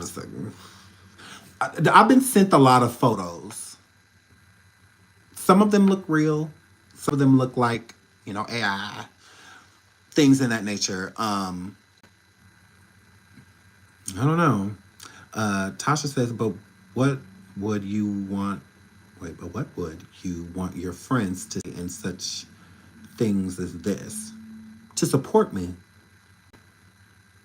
If one of my friends was going through something like this, like the official King Payne or Tasha K, people like that, I don't know Tasha K to be involved in anything heinous. Just because she went to one of those people, I don't mean, she just went to a party. Again, not everyone did see this energy. Some people went to a Diddy party and just left, and then some people went and it was something different. Just like, hold on, let me pull this up real quick. Why not? Why not? Let me pull it up. Jada Waiter. Or Jada Cheese. Jada Cheese shares her experience at a Diddy party and explains why she had to leave. I ain't never experienced no ish like that. Let's get into Jada. Did you see something like wild at a Diddy party? Yes. Truthful. And she's taking a lie detector test as she's answering this question. And the lie detector operator, she says truthful. When she said, have you ever had to leave a Diddy party because you seen like some crazy ish? And she said, yeah, I did. I did have to leave. It wasn't like nothing crazy because I wasn't there that long. But like motherfuckers just do what make. Why is it always people saying, I wasn't there long? What does that mean? It drives me crazy when they say, but I wasn't there long. What? Combo, I ain't never experienced no shit like that. I was wild. That they was like mid conversation. Like it was just, girl. I was like, so I'm gonna guess, when did she leave? What 12:42 a.m. 12:55 a.m. Everybody leaves before 1. what the fuck? I went to my friend, the friend that I went with. I was like, I ain't gonna lie, I don't like this. I'm about to go. I called the car. And mind you, it was so crowded to get up there, so I had to walk down the hill to my car by my fucking self. But yeah. Are you still friends with the person you went to the Diddy party with? So this is another reason why I feel like Diddy likes a whole bunch of people in his parties, so that you can't really see what's going on. It's too many people. So it's really hard to, it's kind of like being in the crowd of like at like Coachella or somewhere. If you've ever been to like a field festival, like Astroworld, it's way too much going on to be paying attention to just one particular thing. Even when a person is on stage performing, it's hard to pay attention to when there's so much stuff going on in the crowd. So it's too much, and I think that's how Diddy likes it. You'll come in and it'll be people flying to see girls flying from the ceiling, and girls over here naked with sushi and stuff on top of them. Then over here you got fire breathers and all of this stuff, and then you stay after 1 o'clock, it goes down. Please keep double tapping the screen. Shout out to all of y'all. We have 913 now likes. We're on the fast track to 1,000 likes. So I thank you so much to the 913 people that have 10. I really appreciate it, but let's keep going. No. Girl. Did you see something like wild at a Diddy party? Yes. Truthful.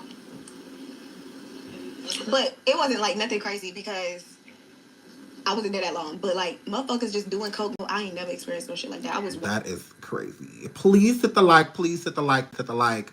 And then not only that, let's jump into Justin before we get back to the lawsuit. Justin Bieber has been isolating himself and doesn't trust anyone. Shout out to the Jasmine brand. Amid Diddy's arrest, pop star Justin Bieber has reportedly been distancing himself from his longtime associates in the light of Sean Diddy Combs' ex-African indictment.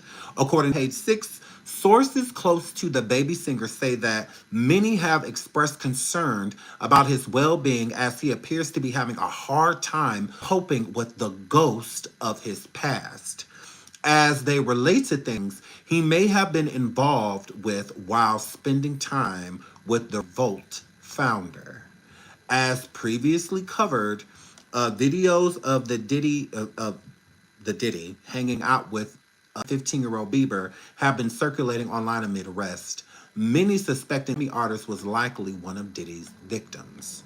Sources say ever since Bieber's name has been implicated in the scandal, he has been isolating himself and often appears tortured. One source stated, family members are concerned about Justin. It's unclear whether Diddy would have taken advantage of Justin at the time, as his family was nearby.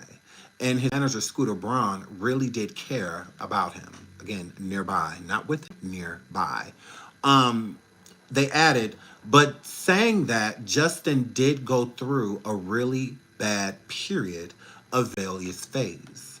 As you may recall, Bieber went through a string of concerning behaviors a few years after his rise to fame that included brothel visits, possession, underage drinking, and resisting arrest. Years later, Bieber admitted on a social media post, "Not proud of where I was in at my life. I was hurting, unhappy, confused, angry, misled, misunderstood, and angry at God." To date, Bieber has shared any specifics about the suspected errors he faced. He has, however, been candid when discussing the depression and phases of addiction he went through to cope with things that happened to him. Now, if you follow me on Coffee, we just went over Justin's documentary and his dark phase and his, like, we heard it from Justin's own words about the things that he's went through. So make sure y'all follow us on Coffee for updates on Justin and stuff like that. We get pretty deep over there. The reports note that Bieber's distrust of people has also extended into his professional life, as he recently parted with his longtime business manager, Lou Taylor. Reportedly, Rod Jones alleged in his suit against Diddy that Robin Greenhill, one of Taylor's employees, was named as the accountant who allegedly oversaw payments to Diddy's ex-workers, okay? I think Justin's alleged guilt, I don't think it has anything to do with what Diddy did to him. I don't. I think if he's healed from anything, I think that that may be a little bit easier to heal from. I think what Justin's demons are is what Justin did. I think the decisions Justin made and some things that Justin did, he can't get over. I think it eats. I think Justin was a good guy, and he was forced to do things that he did not want to do. Forced into situations to feel like there was things that he had to do that he didn't want to. I think we have a little bit, I think it's a little easier to cope with past traumas and being abused because we know that it wasn't our fault, right? Is what it takes a long time for most victims to come to terms with, that it wasn't their fault, because victims do self-blame, like, they blame themselves. And I think that when you become the abuser, it's harder to cope. And I think what makes it even tougher for him is because it's not something he wanted to do.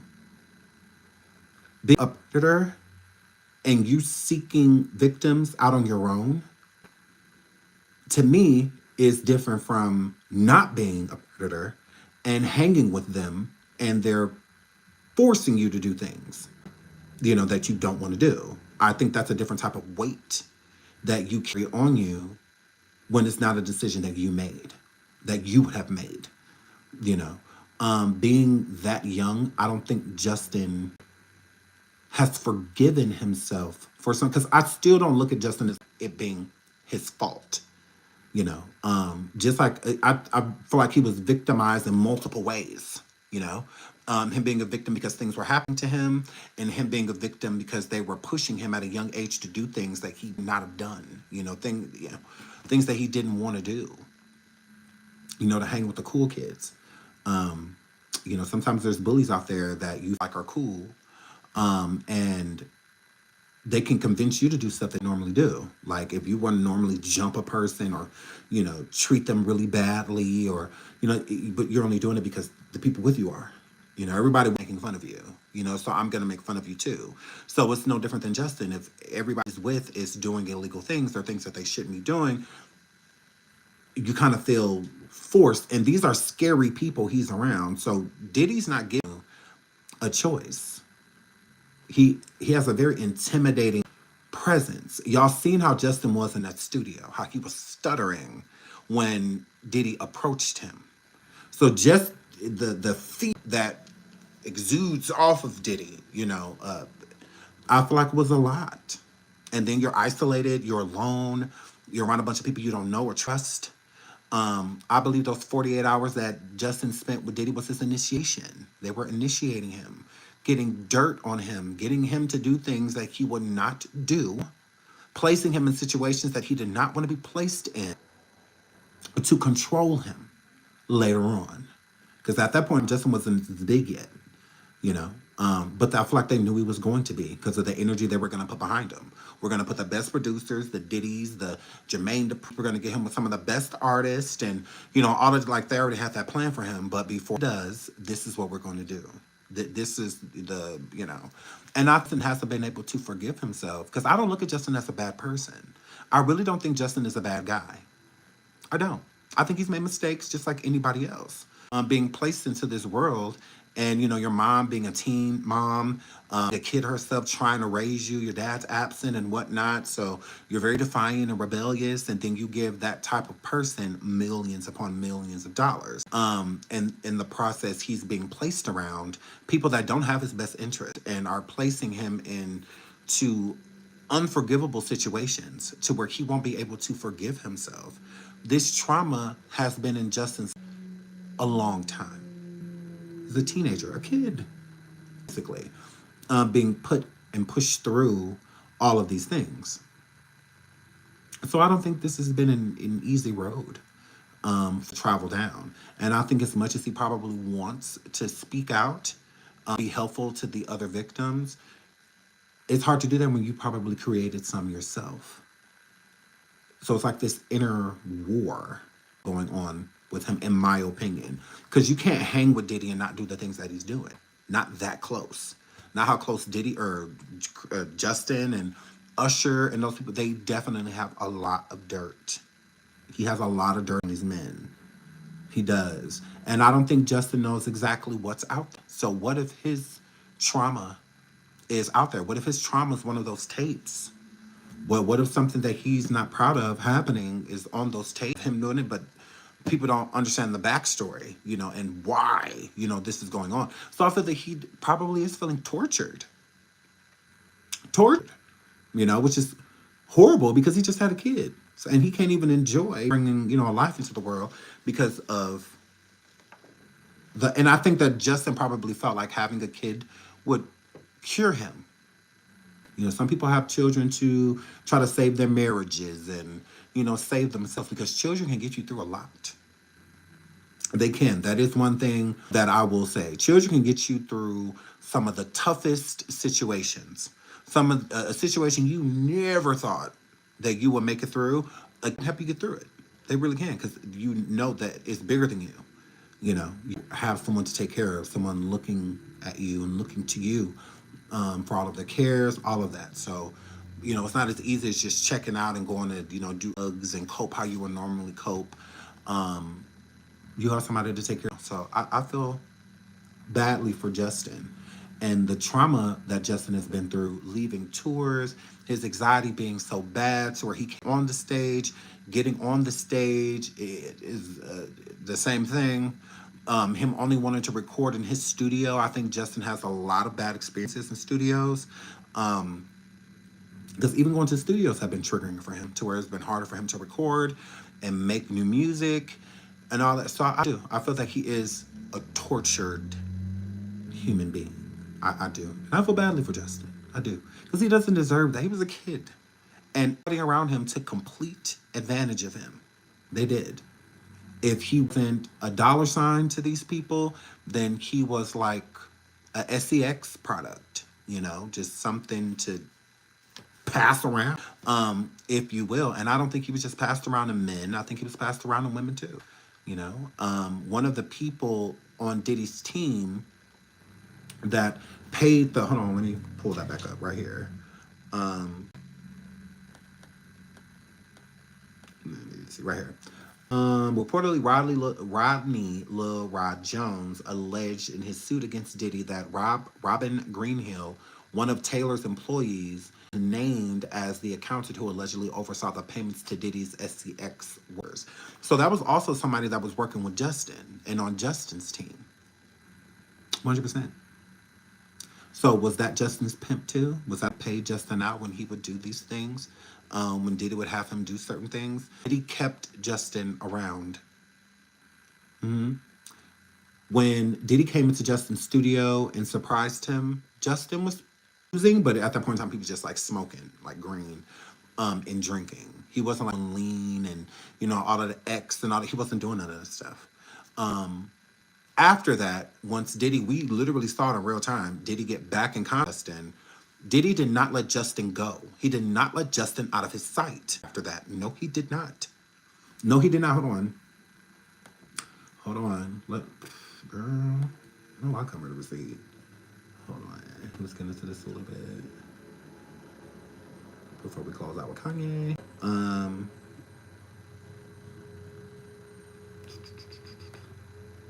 Now I have to find it.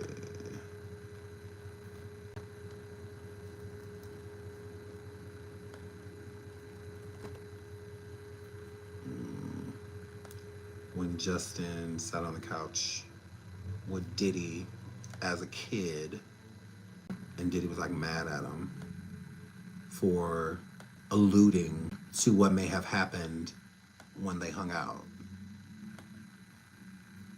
Yeah, Diddy was very mad. Ooh, don't go too far. It's probably on the Jasmine brand.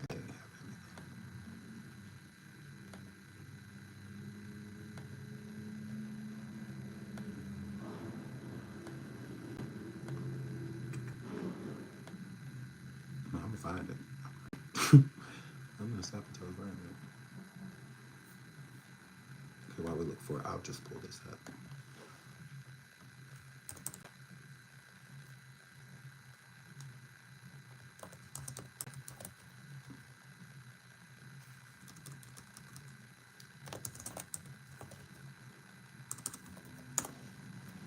Lord.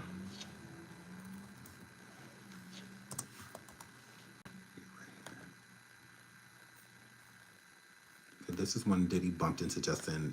Selling out arenas and everything, starting to act different, huh?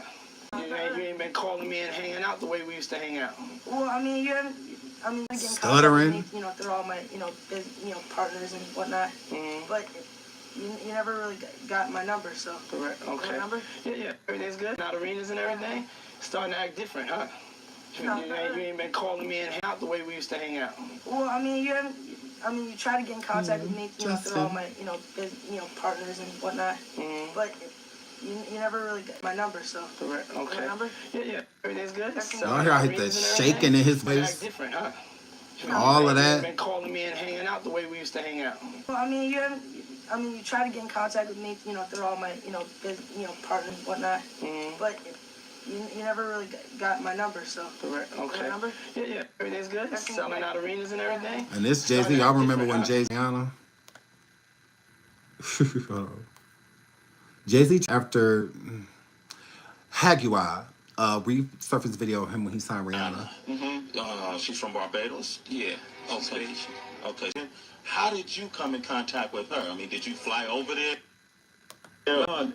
Jay Brown had actually bought me a song. She had a song right now that says, I want to say massive because of her rules when I first heard the song. Weird. Jasmine brand. I have to find it because Diddy was pissed.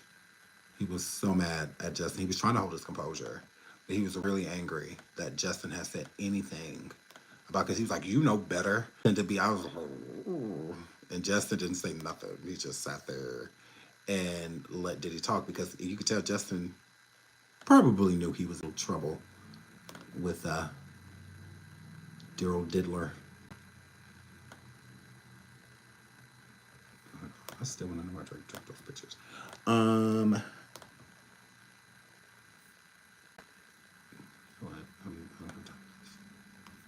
I'm gonna pull Quick, I'm gonna finish reading this and then I will pull this up because they've got all these ads. I hate ads. I literally hate ads. So I'm just gonna pull up the Kanye thing, finish it because I just remember we didn't finish it. I know we can get in this deep dive with Justin and yeah. Police at the like, we're almost at 1,000 likes. Shout out to over 1,200 in the building. We can please keep double tapping that screen. Shout out to the 972 people that have double tapped that screen already. I really appreciate it. Really, really, really appreciate it. Thank you so much. I really appreciate it. Okay, so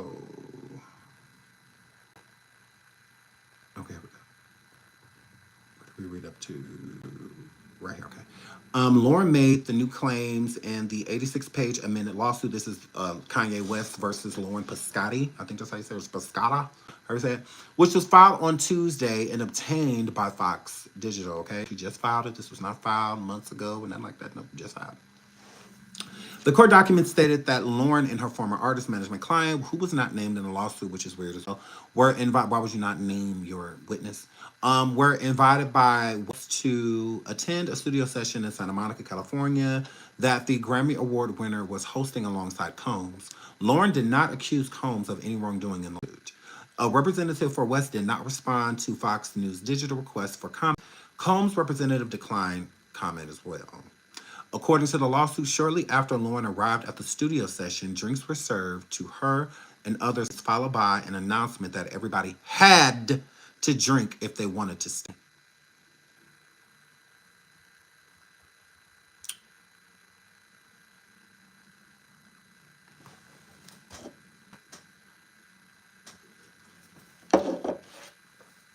So that means that you could have left.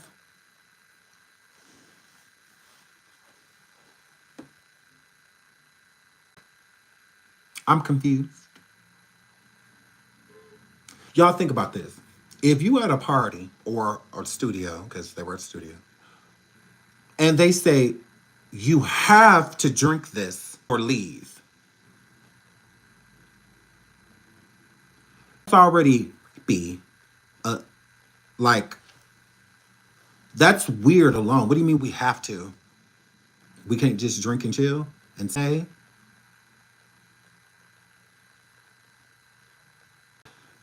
That should be a red flag right there. Because why do we have, what's in this that we gotta drink it? Most drinks ain't gonna have you drunk the first drink. Like, even if you're a light, I mean, unless it's just a cup full of alcohol, then yeah, you're gonna be bent. But if it's like a shot or, you know, something like that, like, usually I'm gonna be like tanked off of something like that. 6 more likes, 1,000 likes. Please, please, please double tap the screen. Thank you to all 994 of you. Thank you so much. 6 more likes, 1,300 people in the building. 6 more likes, 5 more likes. Oh my God, I love you guys. So that's a red flag for me to tell me that I have to drink something. Why though? What if I got my own liquor, or what if I order some liquor, or what if we brought some, you know, like, why do we have to drink this? Now, just because he didn't decide to leave and she stayed does not give anybody the right to still just do anything to somebody, to SA them or word them because they stayed and drank it. No, it does not give you the right. You are not entitled to people's body because they decided to stay. No means no. That's it. Even if they look like they bust down, even if they are thoughts, even if they are barely got any clothes on, even if they stripped, even if they, you know, corn stars, OnlyFans models, all of that stuff, so what? If they don't want to do anything, that's what that means. Like, there is no excuse. There is no, oh, because she stayed, she knew what was up. No. You just said that they had drink it. Okay, I drank it. I'm chilling. Leave me alone. You didn't. Anybody that stays here is definitely having SEX. Anybody that stay here, you getting smashed no matter what. So if you stay, know what's up. Like, what? I will say that you were offered, you know, to leave. I feel like you should have took it. You know, because that's a huge red flag to me. I'm at a party and you tell me that if I don't drink what you handed me, that I can't stay. Like that, what is in this that you won't drink it? That's the first thing my mind's gonna go to. Well, I don't know what's in here, and I don't do nothing. All I do is if I'm gonna do anything, I may smoke weed every day. Now I may do a little pee, okay, some marijuana, some WEED, girl, man, a little piece, you know. I hit it to pass it back to your girl, but and I don't even trust doing that. People that I don't know, so it's just like because nowadays. Yeah, y'all crazy. Y'all adding stuff in it, powders and no ma'am. I don't know y'all. I'm not hitting none of that. No. Y'all go ahead. Enjoy. I'm only doing that with people I know. Because then I know that they do what I do. So I ain't got to worry about nothing. But if I'm walking up to a stranger and they passing me a blunt, you know, whatnot or whatever, that I don't know them. They could be doing anything. They could have crack inside of it, as far as I know. And I can't get mad at them because that's what they do. And most people ain't gonna tell you that. Like, hey, before you hit that, bro, I'll put a line in there. Here. Like, they're not gonna tell you that. They're just gonna hand it to you. If they, you know, most people are not gonna tell you. Yeah, you smoking it. You're gonna find out the hard way. You know, that you probably shouldn't have hit that. But most people are not gonna tell you that type of stuff. Just like with the drink. If this situation was real, they didn't tell you that the drinks were spiked. They didn't say that they drink it or leave. That's why my first question in my mind gonna be, what's in it? What's in it that you want me to drink this so bad? Shout out to y'all for us getting over 1,000 likes. I love you guys. Okay, I love you. Thank you so much. Thank you so much. Right. Once I see the more stuff, I'm out. Me too, you know, that's crazy. That's like Jada Chief. Shout out to her. She said, you know, people just mid conversation, she left. That's what you do. That's what I've always been taught. If they're around, and it's not leaving because you don't do it. I feel like you should leave due to temptation. Everybody starts doing. If you stay away from something, then it's a way less probability that you will ever do it. Peer pressure is a motherfucker, and it don't have an age. Peer means like people as old as you, close to your age, and a peer, you know, and that pressure never leaves. So if everybody at the party doing all of that stuff, 9 times out of 10, somebody gonna do something, and you to stay cool or to want to be here with everybody, you just may do it, and now you're addicted because that's all it takes is one time. That's it. It don't take a whole bunch of times to get addicted to something.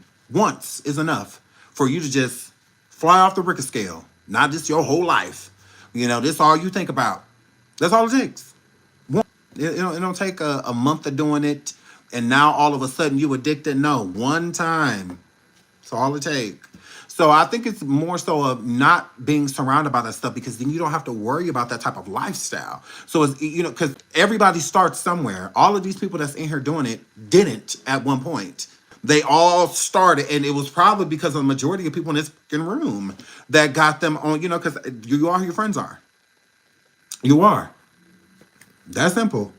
So if everybody around you drinking, 9 times out of 10, if you're the person that's not drinking, you're going to start. You are. It'll go from one shot to a drink to just some wine till you looked up and you Coyote Ugly. You Coyote Ugly. You know, that's all it takes. You know? So I think that's why Jada was leaving. It's not just that because I don't do it. It's because I don't want it. I don't want to do it. So I need to stay away from anybody that is. That's how I've always prevented from doing stuff, other substances, you know, like, you know, the Cane and the heroin and the Eddie and all the crick.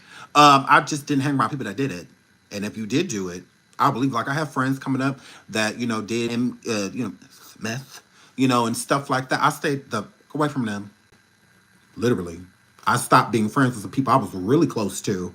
All because I just, that ain't me. Like, I want nothing. Yeah, but y'all go ahead. Y'all do y'all thing. I just can't fuck with y'all, you know? And that's just how I was. I had to get a whole new, and I didn't even realize that all of my friends changed because it was just Like, I subconsciously removed those people. Like, it wasn't like a thought. Like, I didn't sit around like, oh, I can't hang with these people no more. No. When I saw that they was doing something that my parents would destroy me if they even knew I was around, let alone doing it.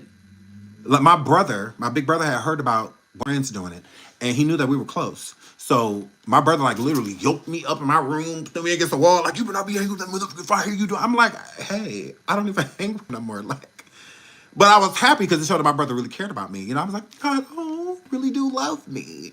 You know, because, you know, siblings, you fight all the time. You know, but that's when I knew he loved me, because, I mean, he was livid when he came in the house. He came in the house screaming my name and all this. I'm like, I'm like, what is going on? But when he came up there, like, yoked me and was just like, you better not be. I'm just like, I'm not. Like, and he knew I wasn't. He just got scared because, you know, it was a big thing. Like, a bunch of people would start adopt it and do it, you know, and whatnot. And so, but it was crazy. Never mind, I'm not even gonna say it. But yeah, so it was a lot that was going on. So I would have been weirded out just because they said if you don't get, leave. Like, excuse me? Over 1,300 people in the building. Please continue to keep double tapping that screen. Yes, I do have a really, because I would have felt the same way. Like, I heard when my little brother or little cousin or something was around, something like that. Oh yeah, no, we don't play those type of games. You know, like my little niece or nephew or somebody was around. Oh no, let's go. Yeah, we don't do this at all. I had no. I stopped hanging with him immediately once I saw that they was doing it in the bathroom, because they were all in the bathroom. And I was wondering why. And at the time I was like 13, so like 12. Oh yeah, that was very good. No, I was like 13 or 14 because I was in middle school. So I was like, why is everybody in the bathroom? You know, like, what are y'all doing in there? And I knew they wasn't smoking weed because they would have did it outside like they normally do. So I'm like, what is going on? So my friend was like, oh, they in there doing, I think she's like glass or something like that. And I had no idea what that was. So I'm just like, okay, whatever that is. So then they finally had opened the door and came out. So I said it was all like huddled around each other. I'm like, my curiosity, I go in the bathroom. So I'm like, what are y'all doing? Like, what are y'all doing here? So they showed me, and I was just like, yeah, no. They had a light bulb, you know, like a bulb you take out, you know, and the black part of the bulb, they had used a hammer and something in front of it to knock the black piece inside of the bulb. And then they had took like some salt or something and put it in and like shook it around to get rid of the white stuff inside of the bulb. And then they put a straw inside and was. I said, I'm like, oh no. I said, okay. I said, it's time to go home. I said, yeah, I'll see y'all later. I'll see y'all later. Literally, that's what I saw. That's what was going on. Because I had no idea what it was. It was my first time seeing it and anything. And they was like blowing like smoke out their mouth and their eyes was getting like real big. I'm like, yeah, it's time for me to go to the crib because I don't know what y'all doing and I don't want to know. So I left. And I went home. And like 3 days later, I found out about that day. And that's when he came. It was like, because he was like, all of y'all was over. I was there. I was. But I'm like, I didn't do nothing. I'm like, I promise. Like, I came home, you know. So he was happy to hear that. And he was happy to also see that I didn't hang out over there no more. Because I could, and that's where we all hung out, you know. So it was kind of sad for me, like the first couple days, because I really wanted to go hang with them. Because they were my friends, you know. But I just couldn't be around that. But, you know, God, he's something else. Because it's like, after a day or two, I didn't even know with them no more. I had a whole new set of friends, you know, all of that. And I was good, so, because, you know, I couldn't be around. No. Unbeknownst to the plaintiff, the drink she was served was laced with an unidentified, probably a tranquilizer. They said that, you know, he got horse drinks. The document alleged after a few small sips of the beverage poured at the direction Kanye, aka Yee, by a studio assistant and then served to her by Kanye, aka Yee, plaintiff suddenly started to feel disoriented. Okay, well then that was well, who was that? The studio assistant, girl. Kanye didn't do that. He didn't pour it. The man did, girl. You got your nerve. So you need to sue him too. Don't do that. Do not do that. Kanye was named a suspect in battery case after a man allegedly... Yeah, we don't care about that. As plaintiff began to slip into an altered and heavily impaired state, she felt less in control of her body and speech, the lawsuit added. According to the lawsuit, Piscata claimed she woke up feeling physically ill and confused, with no memory of the night after she began sipping the drink. The court papers stated that Lauren felt immense shame and embarrassment.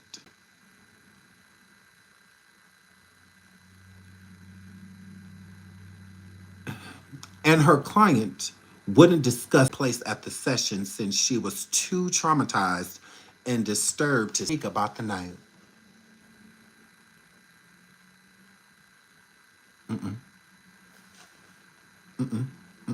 Please hit the like, over 1,300 people in the building. Please continue to double tap that screenshot out to all 1,058 of you who already have. I really appreciate it, but we can please keep double tapping that screen. So once she doesn't name this assistant, although this assistant is the witness because she is not the witness, and here's why.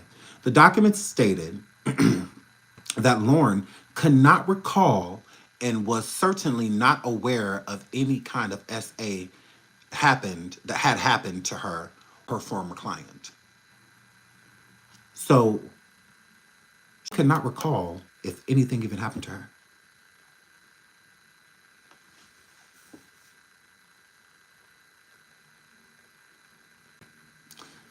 But your client that was there that you don't want to name was conscious the whole time. Why was she conscious if everybody in the studio had to drink the drink? Didn't she drink it too? Because why was she still there? They said you had to drink it in order to stay. Was she like immune? Or what? See, that's what I'm saying. There's too many holes here. Because why even bring up the person, the client that you're managing? Why even bring her up if she's not going to witness? If she why even bring her up? I want to name her, although you named yourself. This is not an anonymous lawsuit, a Jane Doe type of Jane. No, you're naming yourself. Your name is Lauren Piscata, or however you say your name. You keep talking about this person that was with you, yet, according to the lawsuit, Lauren claims she woke up feeling physically ill and confused. Those are stomach issues. That has nothing to do with SA, right? Felt immense shame and embarrassment, and her client wouldn't discuss what took place at the session since she was too traumatized.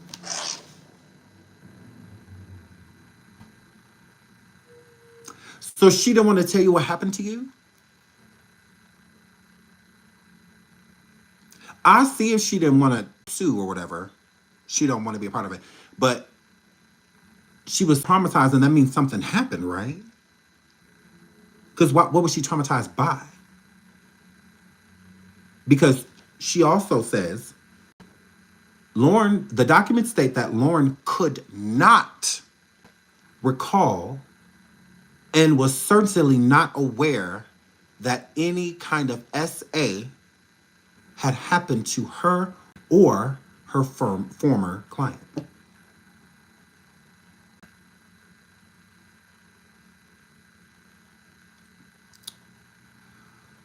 Per the lawsuit, Lauren was aware that she had been drugged, but she naively believed the studio assistant or someone else who helped prepare the various bottles and juices in the phase, is that how you say that?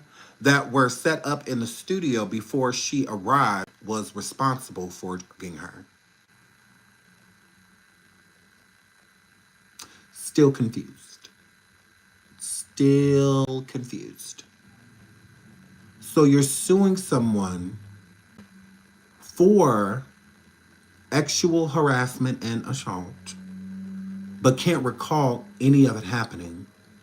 All that was with you was too traumatized, according to you, but never even told you in private if anything had happened to either one of you? traumatized by? Did something happen to her? Because you said you cannot confirm that anything happened to you or her.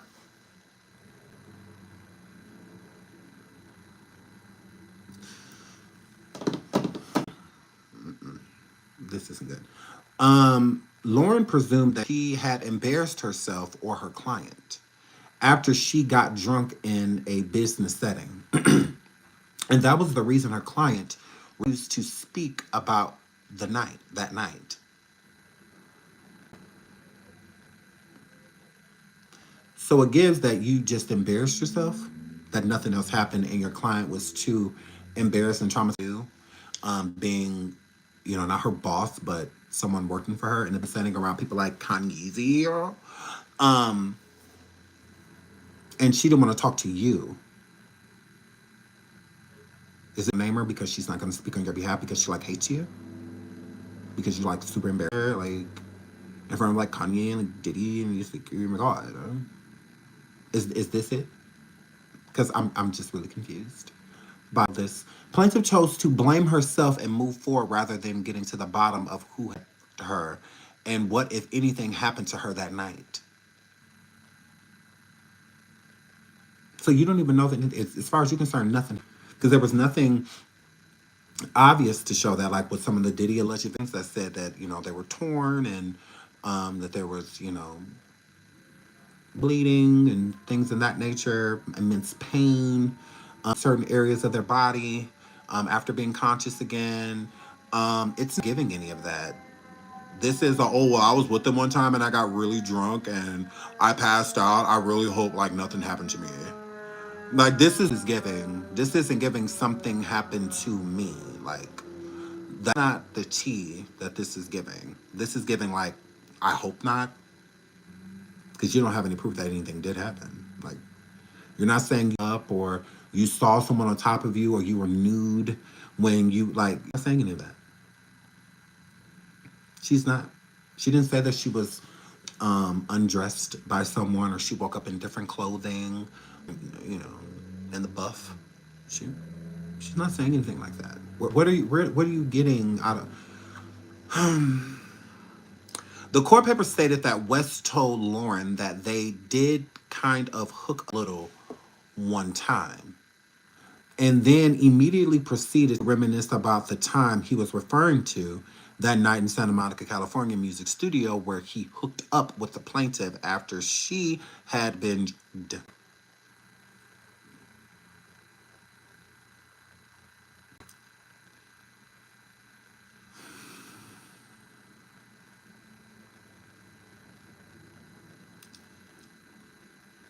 Lauren claimed that she was in a complete and utter shock. A hookup could be a kiss. A hookup could be cuddling.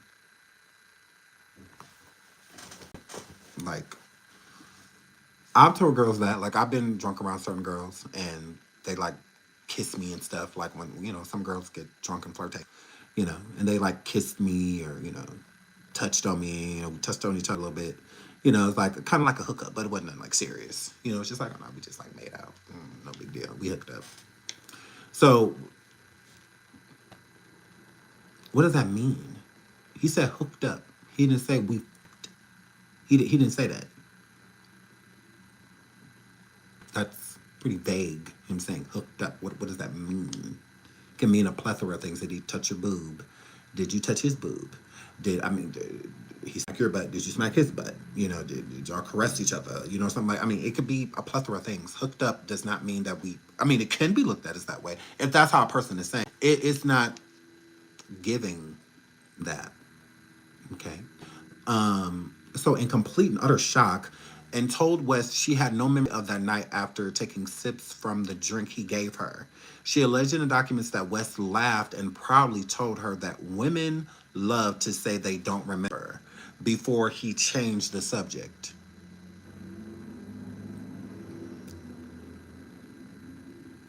Women do like to say that. Y'all do. See, when somebody like me, when I be like, oh, yeah, we hooked up, blah, blah, blah, you know what I'm saying? My figure deal, you know what I'm saying? We did our thing, you know what I'm saying? We kicked it, you know what I'm saying? Then they be like, boy, whatever. But then when somebody walk up to him like, we hooked up. You know, then they be like, oh my God, I totally don't remember that. I know it didn't. No, we didn't. Then it was SA. No, because I would have never done that. No, I was over there. I had a couple drinks. Like, oh my God. After a couple steps, I couldn't remember anything. And, like, usually. No, I don't remember, like, girls' asses like mine usually don't talk to guys with faces like yours. So, you know, here, flip. So, girls do say that. Dudes say that, too. All the time. Correct. Yes. I don't remember. That wasn't me. I don't remember none of that. You know, like, yeah. So, girl. Still to that day, up till that conversation and revelations of true facts and actions taken that night, plaintiff did not know or think she was SA'd that night. Again, plaintiff did not, NOT, not.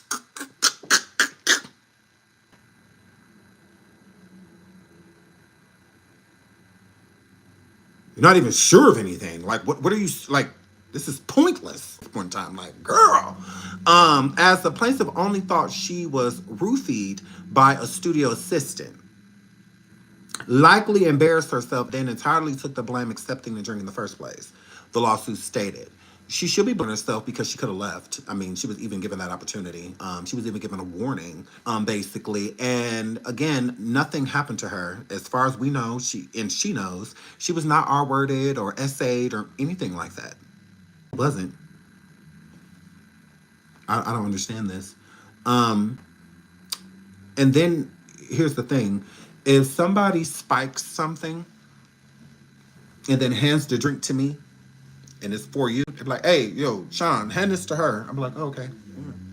You know, and I hand it to her, and you take it. How are you trying to sue me? How are you trying to sue me? I didn't say that these drinks got roofies in them. I didn't say that. I didn't say, here, take this roofie. Drink the roofie or leave. So how do you know that if there was something in there and you felt ugged, that Kanye had any knowledge of it? How do we know that? And then you said, they said if you don't drink the drink, then you gotta go. Do you have any witnesses? Because you weren't on there. Did your client hear that too?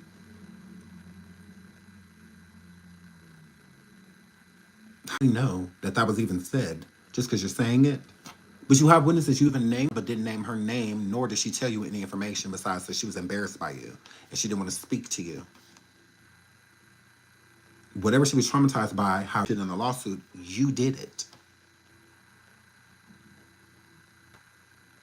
Now make that make sense. 3 more likes and we're at 1,100 likes. Thank you so much. Thank you. I love you guys. Thank you. I love you guys. So yeah, I'm just thinking, okay. Although wildly devastated and uncomfortable to learn what happened to the plaintiff that night, she was ugged and assaulted. She appreciates that conversation because it led to the truth being revealed. What truth? Like, what is happening here? What is that? What truth? What are you talking about? What's who name? Who y'all talking about? I have the girl's name. Client that did a story. Ooh, girl, send us the Instagram. Send us the celebrity client that she had, the person she was managing. You have that girl. Ooh, send us the Instagram. Send us the Instagram. Send us the Instagram. Per the lawsuit, Lauren felt disgusted and numb and wanted to immediately quit working with West, but she knew she had to be extremely careful about the way in which she distanced herself. She vowed to temporarily keep her feelings and accusations to herself, only until she was paid her salary and raise that was due and owed to her by Kanye. Girl, there we go. There we go. Not, I'm going to keep this secret at all until I get paid. Once I get my arrears off and I get money, I'm like going to the cops. totally going to the cops. Like, right after, like, I get, like, the money that, like, Kanye is giving me, bitch, like, I'm going to the police.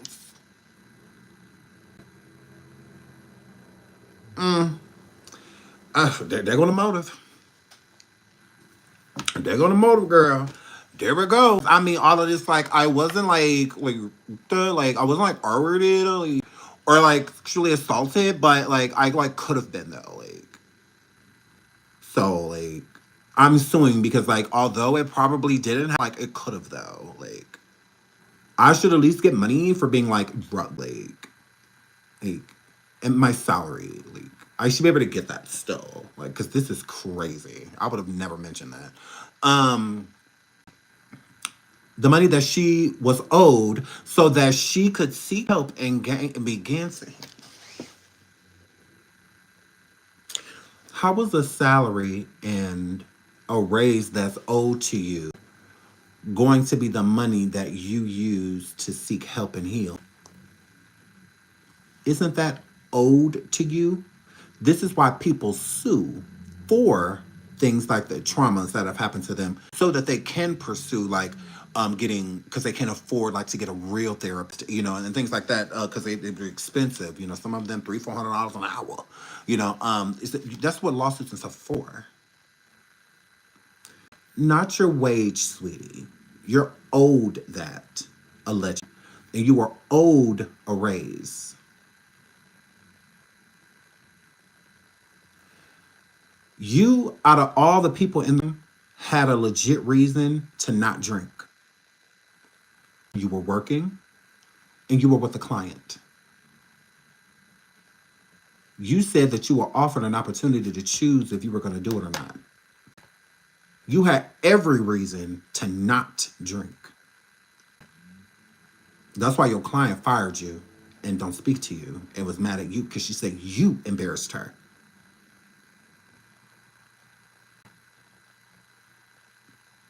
You're like the only person in the room that had a legit reason of not drinking. Like, oh no, yay, Now, if I wasn't here with my client, you know, stuff like that. But I'm working. No. Yeah, I ain't got time for all that. So I guess me and my client, it's time for us to go. But, you know, call me. Call me. You should have left with your client. You in danger if you felt like people were getting and all of that stuff. You did that. You're responsible for her. You were bringing her around these men. You got your damn nerve. But okay, girl. Lauren claimed that if she came forward with her accusation, she believes she would be immediately silenced, blacklisted, retaliated against by the runway singer, in addition to not being paid her salary raise.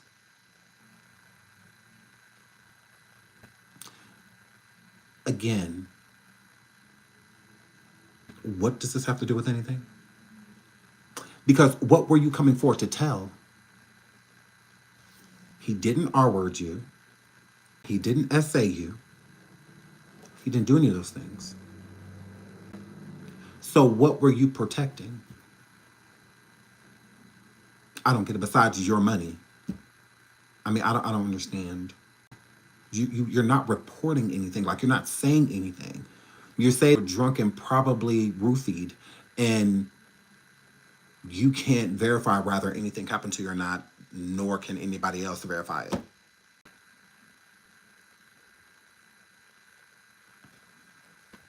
Per the court documents, West terminated Lauren's employment in October 2022 and did not pay her the $3 million in severance he allegedly owed her. Can she prove that he owed her $3 million? Can she prove that?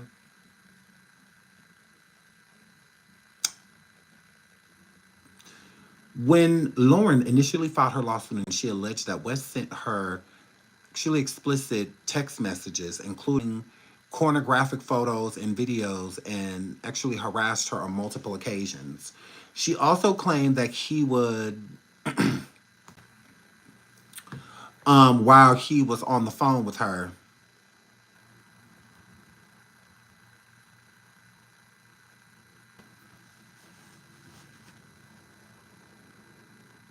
You white bitches is something else.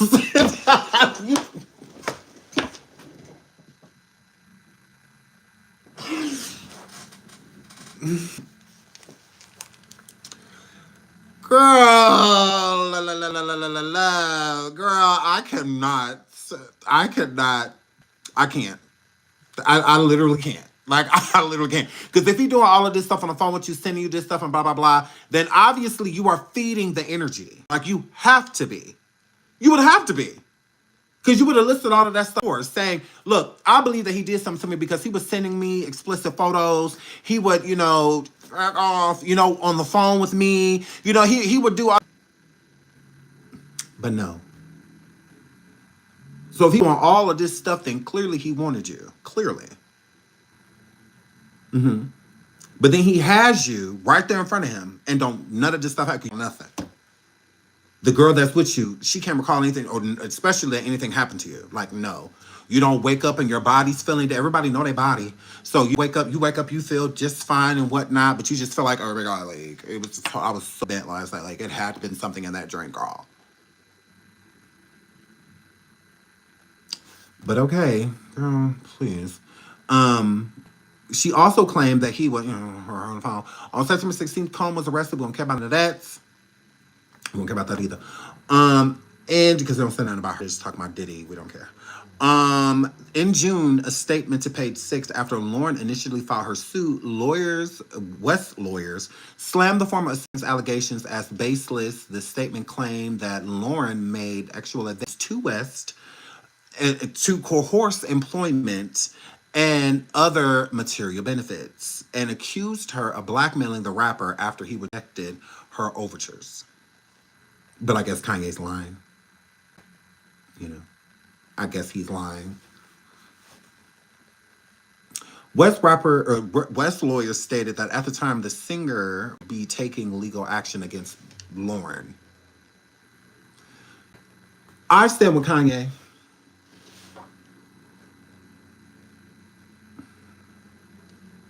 I stand with Kanye. I'm Team Kanye. Girl, this is stupid. This is dumb. This got clout chased all over it. Look at me, look at me, look at me. I worked for him. I should have been paid millions of dollars. He didn't pay me millions of dollars. I did everything I could. In on his team. I was flirting with him. Sending him pictures. You know what I'm saying? Telling him to put it right there. Yeah. He want to put it right there. Oh, yeah. I walked around on my knees around him, and he still never stopped in front of me to let me girl, Lauren. I'm Team Kanye. I believe it's stupid. This is dumb. No, it's baseless. It really is.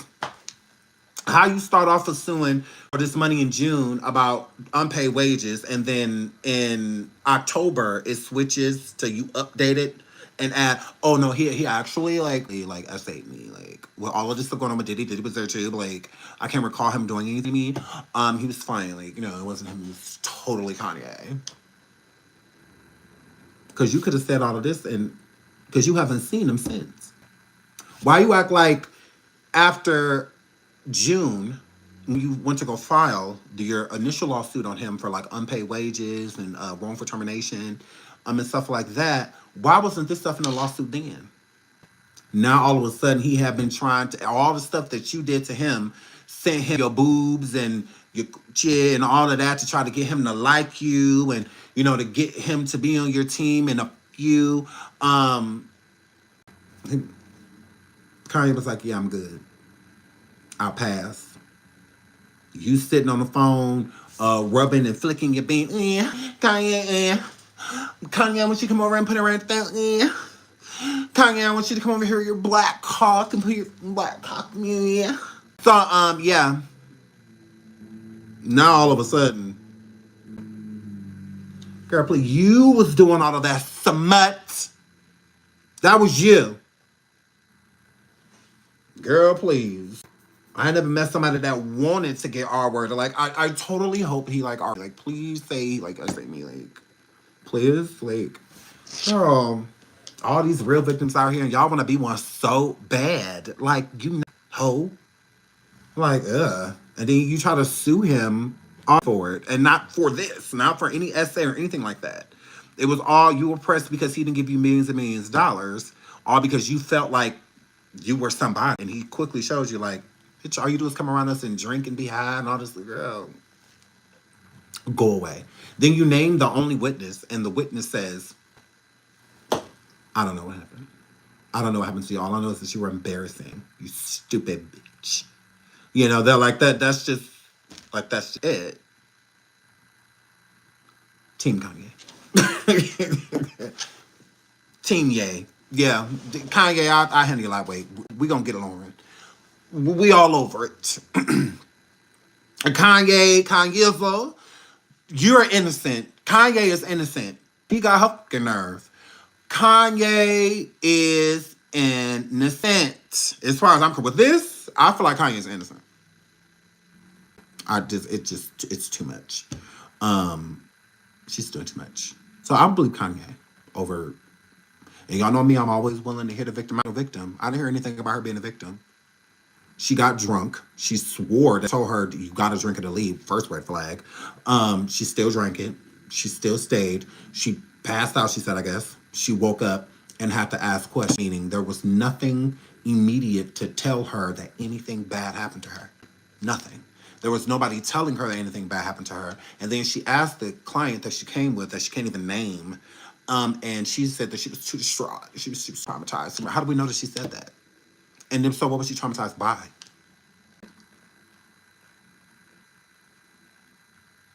Nothing? You don't know. You're just, like, you don't know, like, yeah. We're not going to take innocent men down because you felt like, you know, I'm going to add S in there because when I just, you know, said that he owed me money, they don't believe me. So maybe, you know, I can sue him now for like sexual harassment and all of that. That's really big right now. You know, the Me Too movement is really big right now. So let me jump on that. That is trash. That is total and utter trash. And not for Kanye, because this ain't the first person to blame someone on Kanye, try to get that man money. He won't be the last.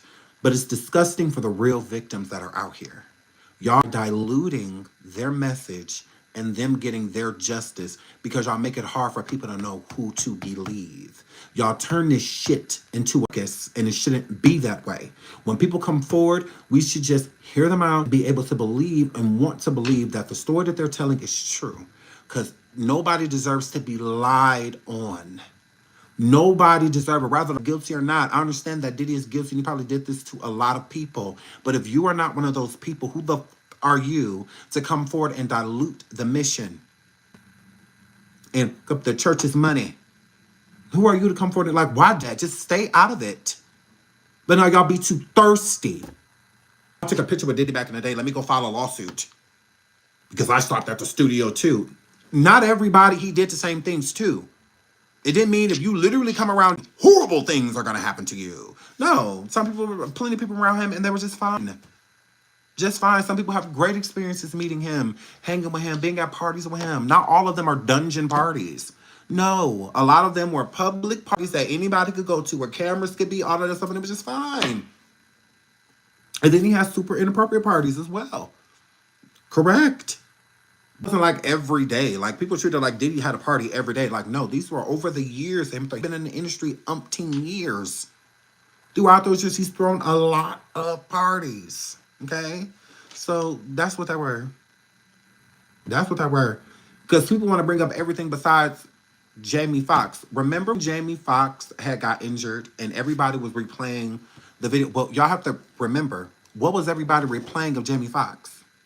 What was the video going that was viral of Jamie Foxx? Jamie Foxx talking about Diddy parties. Jamie Foxx talking about how he used to be the videographer at Diddy parties. The same thing Lil Rod was doing. Lil Rod was going around recording everything. He was Diddy's videographer, just like Jamie Foxx.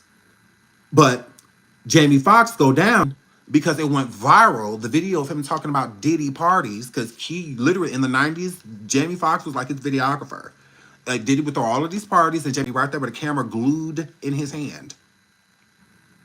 Glued.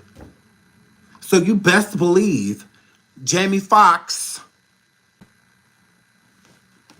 is not innocent. He know a lot more than what he is alluding. That's how we got the naked basketball games that he used to do with a male celebrity, all males. They would play basketball in the nude. Jamie Foxx is the one who put that information out there. We didn't know that. We didn't know nothing about Diddy throwing, playing basketball, everybody naked. The police got called to Diddy's house. There is a citation for everybody being in the back naked, playing basketball. Jay-Z was there. True story. Jay-Z was one of the people playing basketball.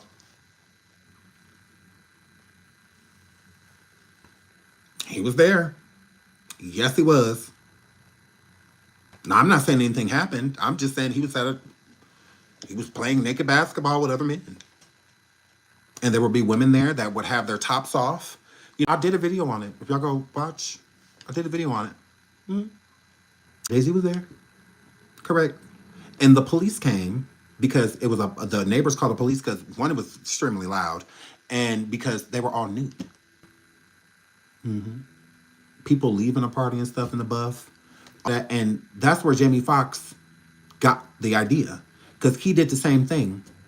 Jamie Foxx would Jamie Foxx, because the police got called to his house too. I read the police report, all of that. Jamie Foxx got the police called to his house too. Mm-hmm. But Jamie Foxx tries to say that he wasn't there. Article up right now if I had time. He said that he wasn't there. That he let his friends stay at the house. No, nigga. You were there too. Because the police talked to you. So how were you not there? You were there. People that were staying at his house threw a party and they were all... No. Because Diddy threw them first. He threw the naked basketball parties. Yes. A lot of male athletes and celebrities would come to it. It was like one of Jay-Z's favorite things to do. Robert Sylvester Kelly. Okay, love basketball. He would do it too. Mm-hmm. Yeah. So there's a lot more that we'll uncover. Do y'all want to talk about that tomorrow? Do y'all want me to, because I will put the link on my community of the video that I did on the naked basketball. And we read the police reports and all of that stuff. Like, it's fact. Like, it's no lie. Like, this happened. Diddy started the naked basketball parties, and then Jamie Foxx adopted it and was doing the same thing. Correct. Mm-hmm. And we got the police reports to prove it. Like, we got the police reports to prove it. So, we can prove it. It ain't us just talking. Like, no, this happened. So yeah, okay, y'all saying y'all want me. So okay, cool. So yeah, we'll do that tomorrow when we talk about other tea. But I have to get out of here. I go get my babies from school. I love you guys. Thank you so much. Thank you for all of the likes, the 1,156 likes. I really appreciate it. Shout out to all of you guys. I love y'all. I will see y'all on the next live. I hope y'all had a good time. I hope I kept y'all engaged. Okay, I love you guys. Thanks for letting me take 2 days off. I appreciated it. The rest. I love you guys. So I'll see y'all tomorrow. Until then.